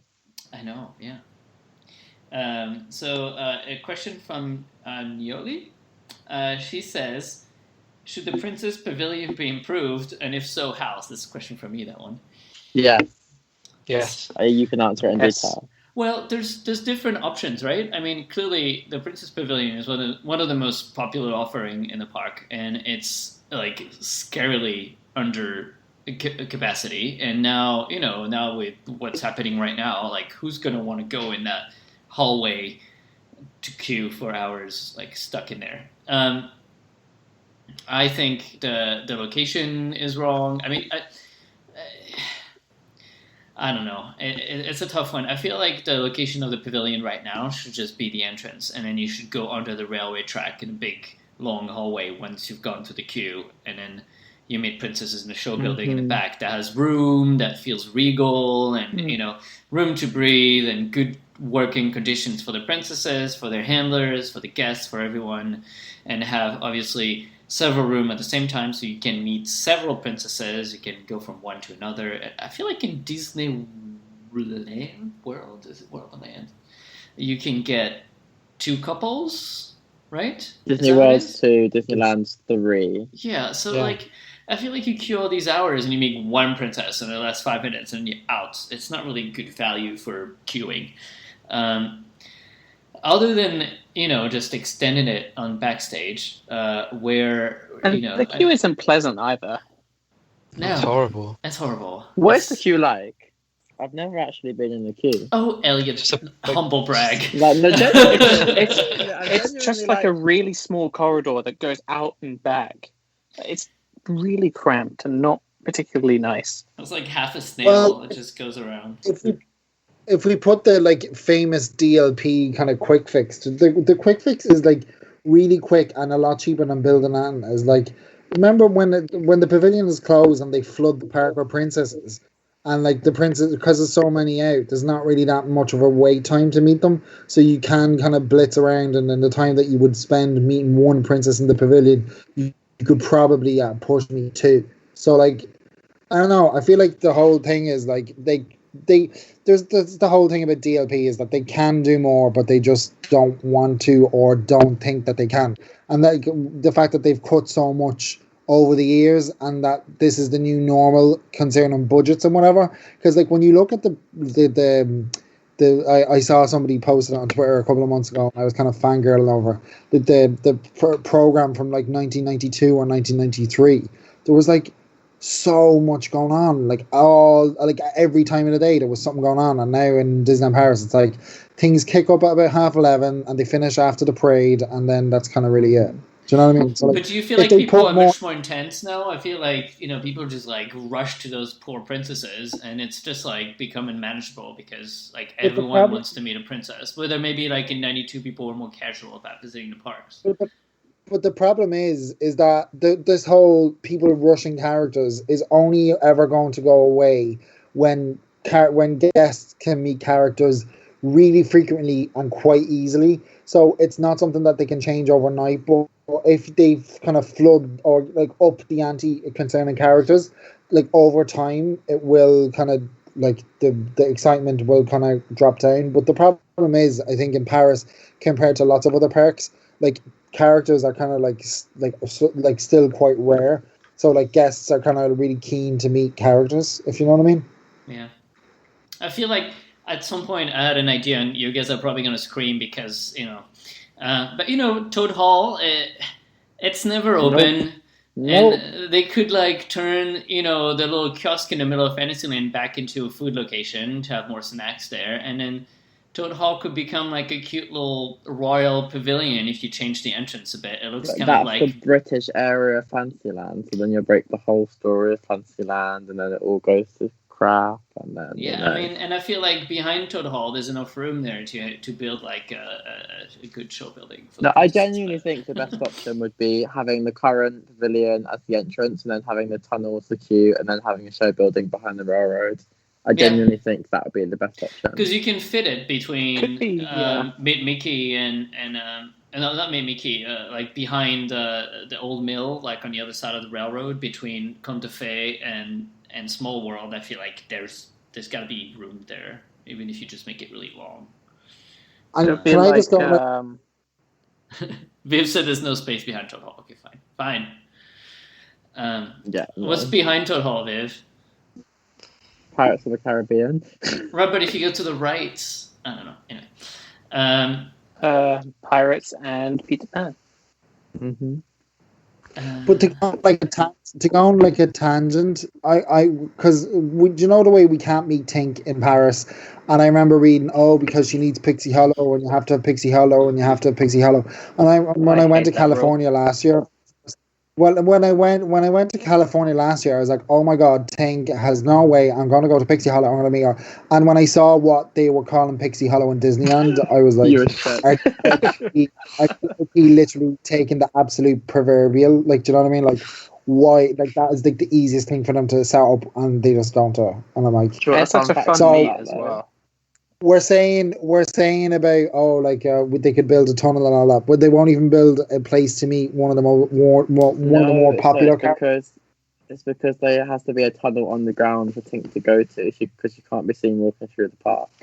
Yeah, but beside Conte Fee, or behind Queen of Hearts, the maze, there's like a whole area there that connects directly to backstage. I feel like, the Imagineers, obviously, who designed Disneyland Park are amazing, and they did a great job, especially with Fantasyland. But there is one thing, right? There is one thing that they forgot, is how to shuffle characters around the park. Because obviously we don't have utility doors. In those days, the idea of characters wasn't photo locations. It was just like them strolling around the park on free sets. Yeah, so they would just like come out of the gates and just walk around and take photos with guests. Yeah. But now if you do that, then you have a giant angry mob following them with moms throwing their kids at them. But that was the way right up until about, more than 2, maybe 4 or 5 years ago. Pretty much every meet and greet was a scrum. It was horrible. Yeah. But they're doing better on that one. So hopefully, Princess Pavilion one day gets fixed, and hopefully it does not involve removing any attraction. So that would be nice. Because they did actually get quite far on the whole Snow White project. Like they mapped it out backstage and had people like pretend to be guests and like photo pass and everything. Like they got pretty serious about that as a like study. Glad they didn't do it. Yeah. Same. So Brad has tons of questions, so we're going to go through all of them, I guess. What is the future? Well, this one is really wide, and I think we've talked about it last week. What is the future at Disneyland Park, and what does it need once we're done fixing studios? So my answer would be still, the back of Adventureland needs to be fixed. One attraction. But I feel like a lot of people say that Fantasyland could use that one attraction at the entrance. When you all wait for parade. Yeah, on the right hand side, like this hill is supposed to be an attraction, and also behind Fantasia Gelati, there's also room there. I think maybe not for like a full big giant attraction actually. Because it was meant to be like a small show. Yeah, I think like where Disneyland Park needs an e-ticket now. Yeah, and I feel like the big problem with Disneyland Park is you feel like it does need an e-ticket because there's only so much you can do with seasons and shows, which are like they've done some really good seasons and some really good shows, but like there's only so far you can take that concept. Right, yeah, I think the lack of investment in that park is becoming pretty evident now. Yeah, they're relying on entertainment, and it works for some things, like Jungle Book Jive, and they have some amazing shows and all, but I mean this can't go on forever. But they've relied on entertainment to fill the entire resort the last attraction was 2014 now, so 6 years. Yeah. But if you think when was the last time they built a new structure in Disneyland Park for a ride? They've repurposed buildings, like Buzz and stuff. 25 years. Yeah, it's ridiculous. There's also a pad between behind Plaza Gardens in Discoveryland. That big hill is also an attraction pad there. And there's also room behind Space Mountain. You could have where the railroad is. You could have a whole attraction there. We'll go into the railroad. Yeah. 25 years without major investment in Disneyland Park. I'm not counting Buzz Lightyear in that. That's significant. Yeah. Mm-hmm. But it must be a record for the longest time in a Disney park without an attraction. Probably. Yeah. Sad. I think the sad thing as well is like, I don't feel like this is just my opinion, but I don't feel like it's coming down the track. I feel like at the Yeah. minute it's the same as story as usual. It's all going next door, and you'll just I think it'll be have at to least take. 2025, something like that, before it's like. And even then, I think they'll go for more studios, you know. They've said that you Yeah. can't expand Disneyland parks until they fix backstage, because apparently backstage is a mess and they don't have the right support back there. I agree. No, but like that should be like personally that should be a priority, even if it's just so that casts can have correct working conditions. Well, they That built makes like a sense? whole Without brand new even building, thinking of though. enough- They just opened a brand new building this year or last year. Yeah, but For APC no, only. but apparently if more stuff needs to be fixed, then that should be a priority, even if it's just for the cast. Like the dramatic difference between that new APC building and everything else that I saw was shocking. Like, But they have to. in They have terms to of do like something. quality, you And, mean? yeah, like it's not a pleasant place to be. The new one? but they have to do. The new one's amazing, Yeah. maybe a bit dysfunctional, but like everything old is so old. It's like it hasn't been touched since 1992. But they have to do something, and they have to start doing that work. If it has to be done before they build a new attraction, then that really has to start pretty soon, because Disneyland Park does need a new attraction eventually. Yeah. But right now, the focus obviously is on studios because they're building new lands. So the money's going Do you there. think? Do you think in 10 years, in 2030, if people are like listening back to this podcast, do you think they'll be like, oh, like Disney Park still doesn't have a new attraction? Maybe. Oh, maybe. I think it's very likely. Maybe. I That's think kind of soon, I think we're going to be so happy with Frozen and stuff like that, but we're still going to have to sit there and say, right, we've got an empty circle here with one land. It needs more. Yeah. Yeah. Well, we don't know if Star Wars is cancelled or replaced, but hopefully there'll be something there. But still, even 2 is going to still look a bit desolate, you know? Yeah. But the resort as a whole needs modernizing as well. Yeah. But the problem is that, we're coming out of all those years of neglect because of the financial situation and the banks and the shareholders, and just the setup that they did originally was going to be an amazing setup if the park was hugely successful like Tokyo, and sadly it was just mildly successful or just okay. And so the setup that they chose ended up obviously not working, and now we're just trying to repair, but it's going to take time. Yep. Second question from Brad: could DVC be sustainable for DLP? No. I thought No. yes. I thought yes at first, but then I feel like it wouldn't really make sense for everyone in Europe to invest in DVC because there would only be one location. Yeah.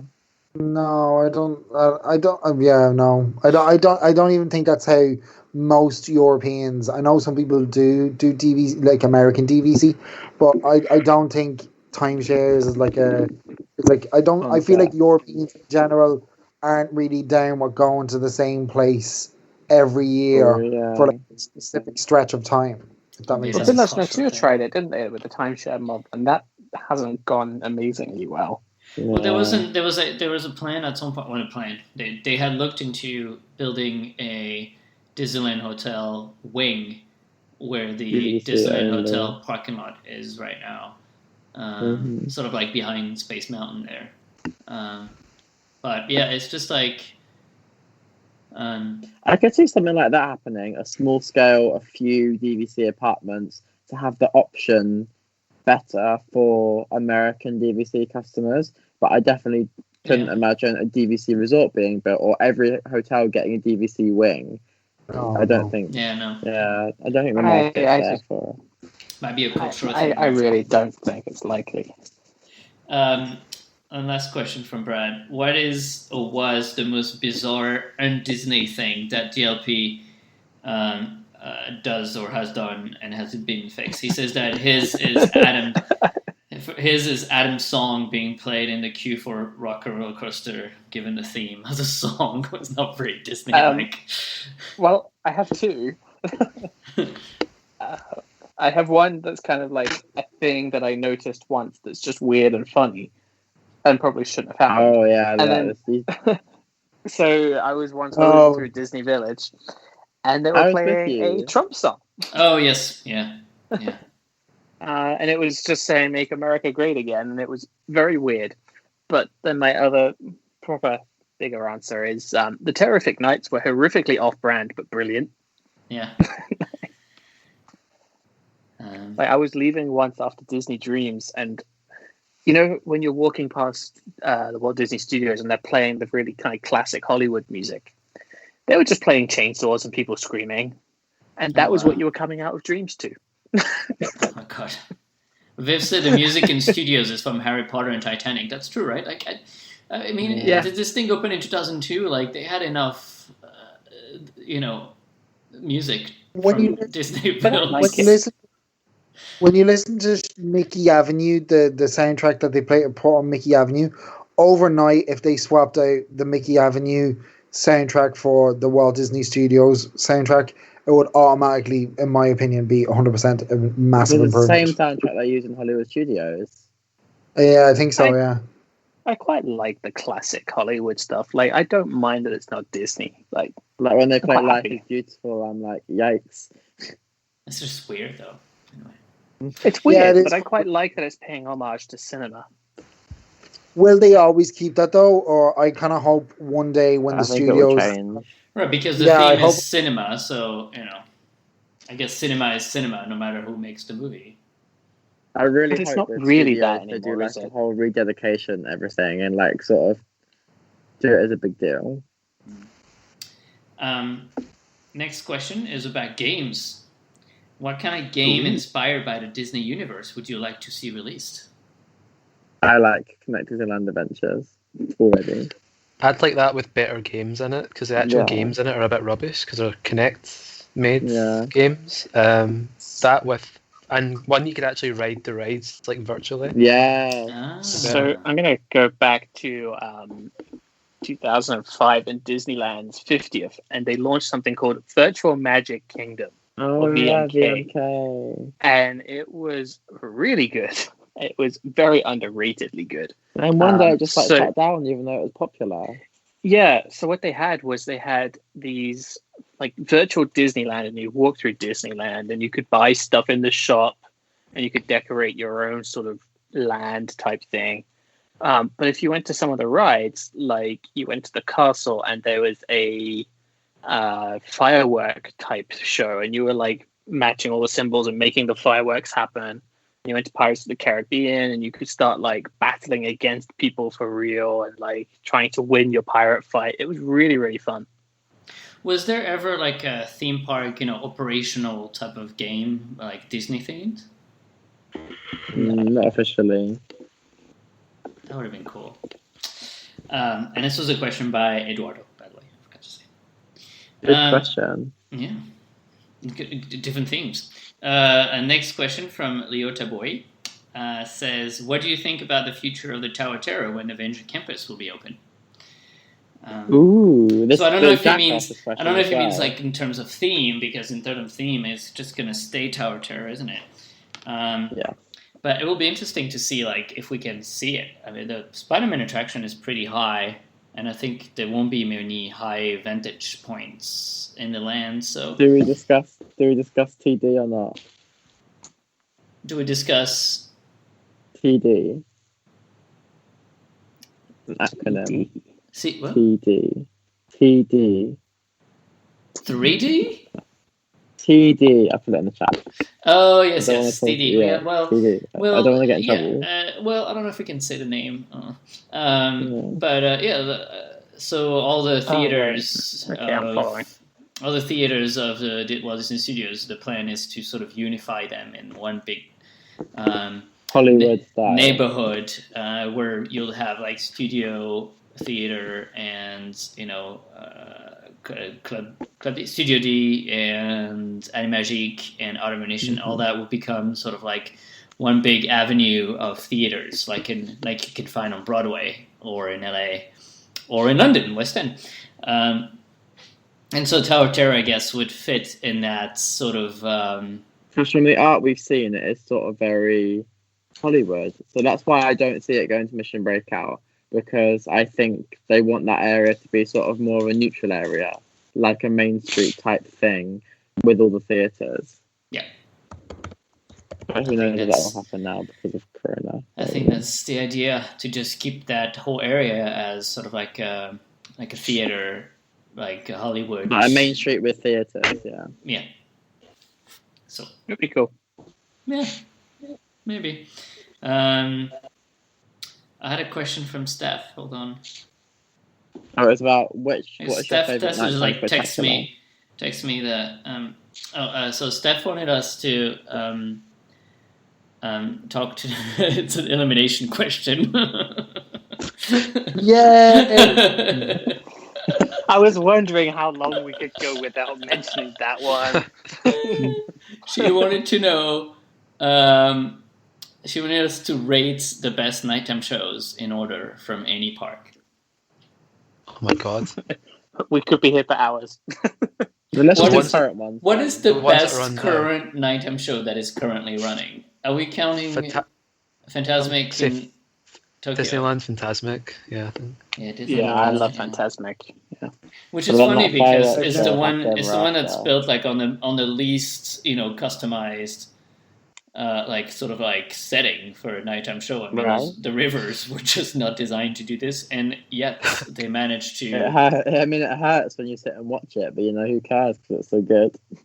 Yeah, show or parades, any. I guess it's tough. It's tough for parades because I love the Main Street Electrical Parade. It's cute, but then Yeah. Paint the Night really like Love it. blew me away, and I was like, I thought Fantalusion was really good as well. By the I way. liked thought that was great. Fantalusion. Yeah.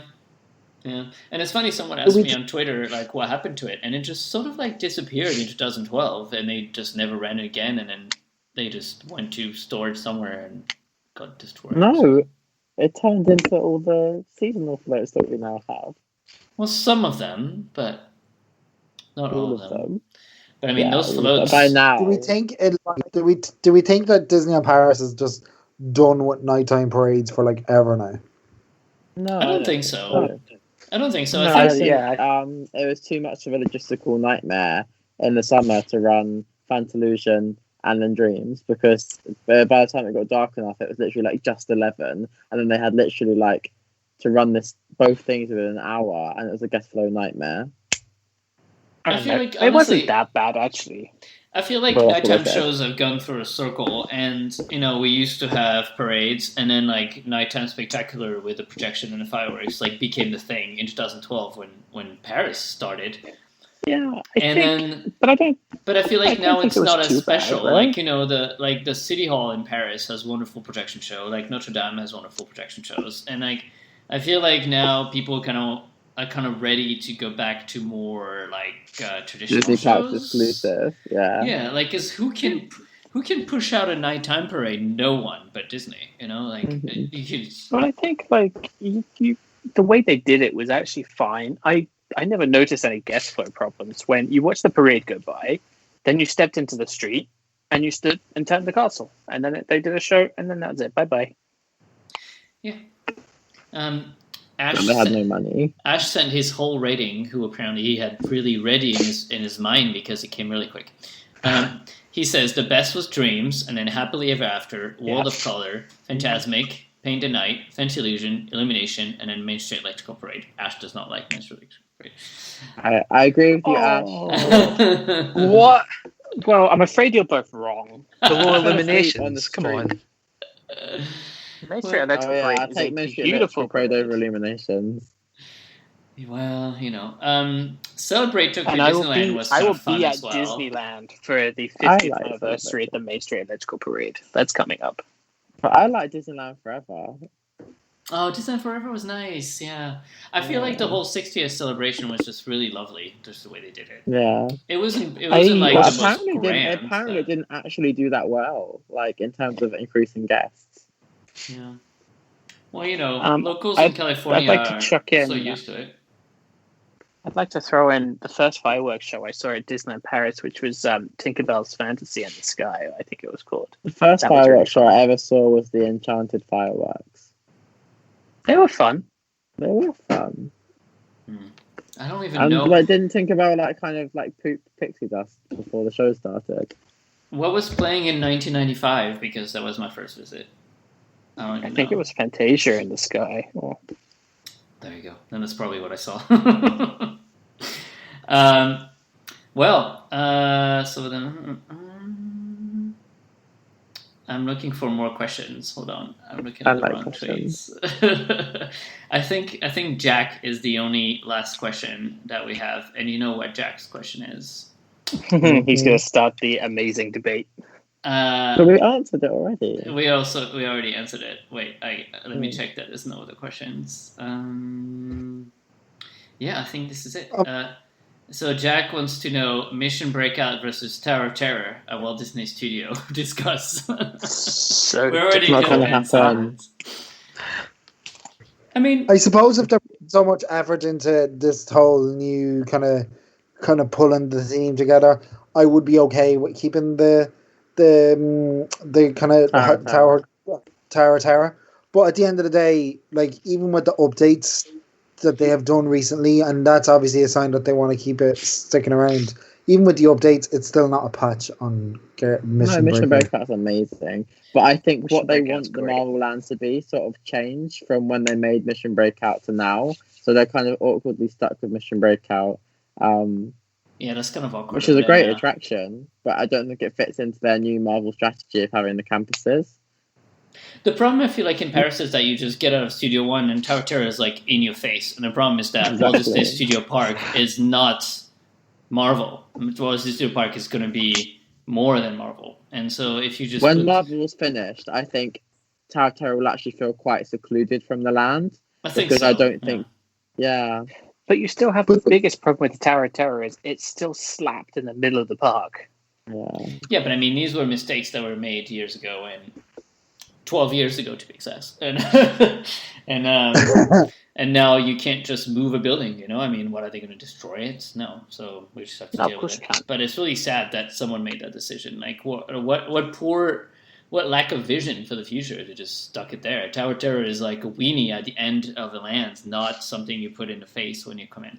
I don't know why. How they for all of the failings of Walt Disney Studios in 2002, yes, they put the tram tour entrance right opposite Studio One, but it was hiding this big expansion pad. They didn't block anything that was going to ruin the future plans. Yeah, and it was just a little station. I mean, it was gone in a week. Remember when we followed the demolition? Yeah. That thing, not even a week. It was 3 days. It was gone. Jeff said it'd be around for months, and I was like, nope, it's going to be gone. Yeah. Ash actually remembered his question, and he said, do you think they will try doing the Princess Run weekend again next year, or is it dead and buried because apparently it wasn't selling very well? I think it's dead and buried. Or I think it's gone. What if they just do the next, the Run Disney Weekend 2021 theme to Princesses, May. Sort of reuse the theme? They did that last year. Yeah, they've already done it. Yeah. And was it not a some a lot of the customers for this the Run Disney are the Americans getting their castle to chateau.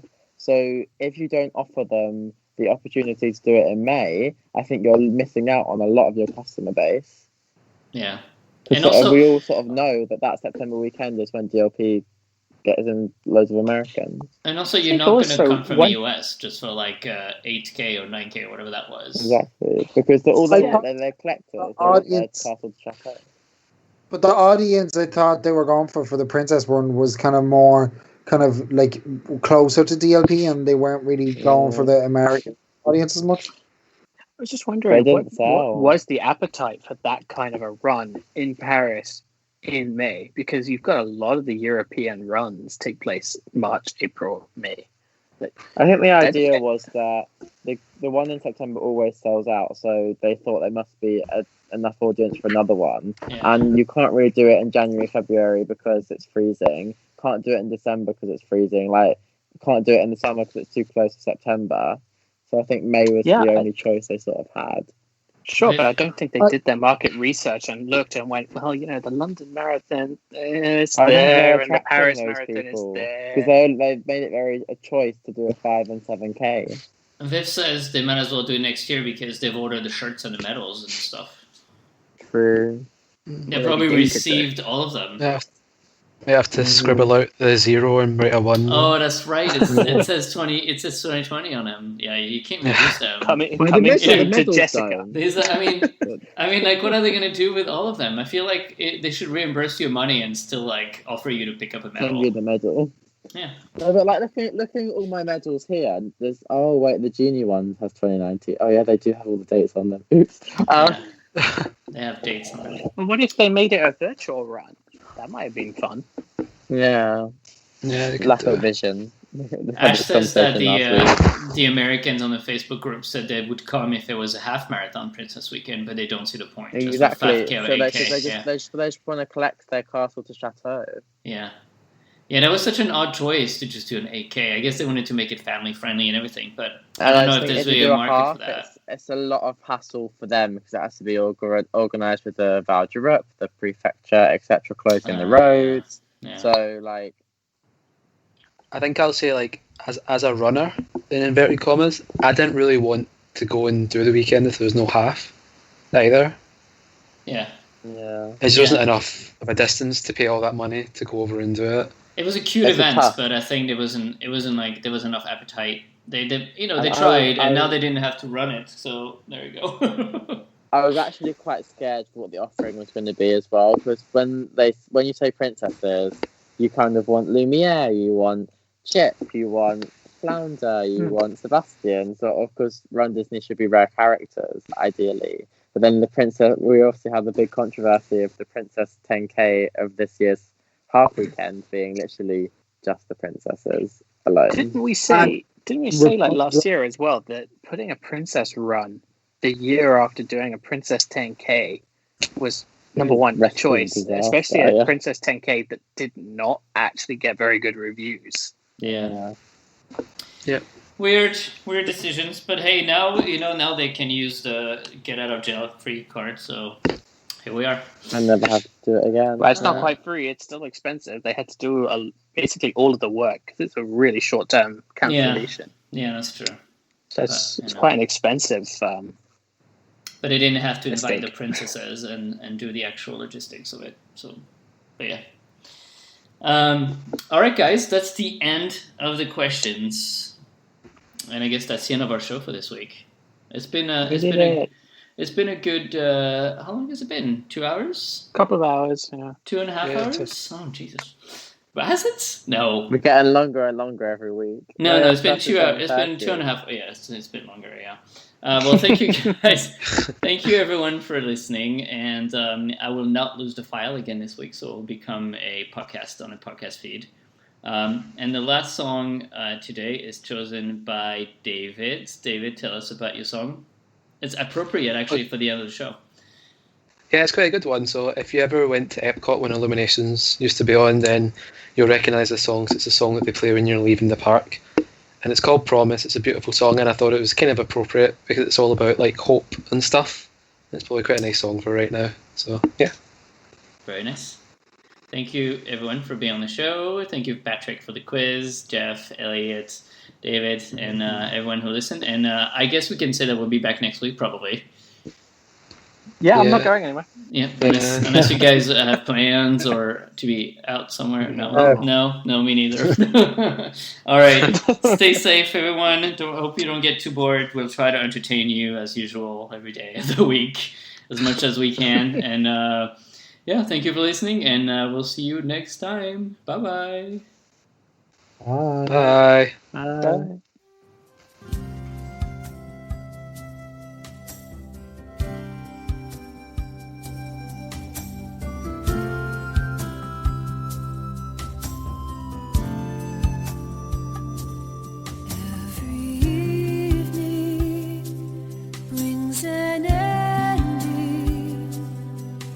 Every day becomes a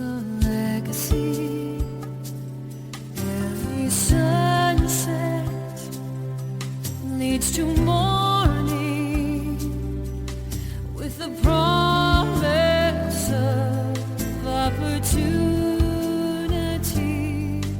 We can reach for the stars we find along the way, dreaming as we learn to love every day. Promise you will take my hand as tomorrow comes. We'll go on.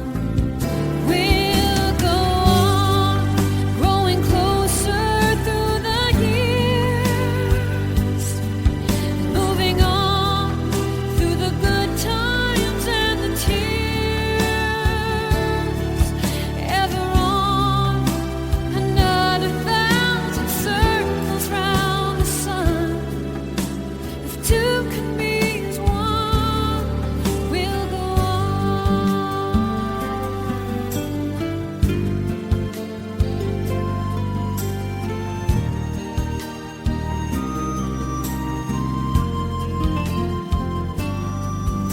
There's music if you listen, in the rhythm of each breath we take. Destinations undiscovered, revelations from every choice we make. And I know there are diamonds dancing in the sky. All we have to do is open our eyes. Promise we'll walk side by side as a new day dawns. We'll go on. We'll go on, growing closer through the years, moving on through the good times and the tears, ever on another thousand circles around the sun. A new life has begun. The two of us as one. We'll go on,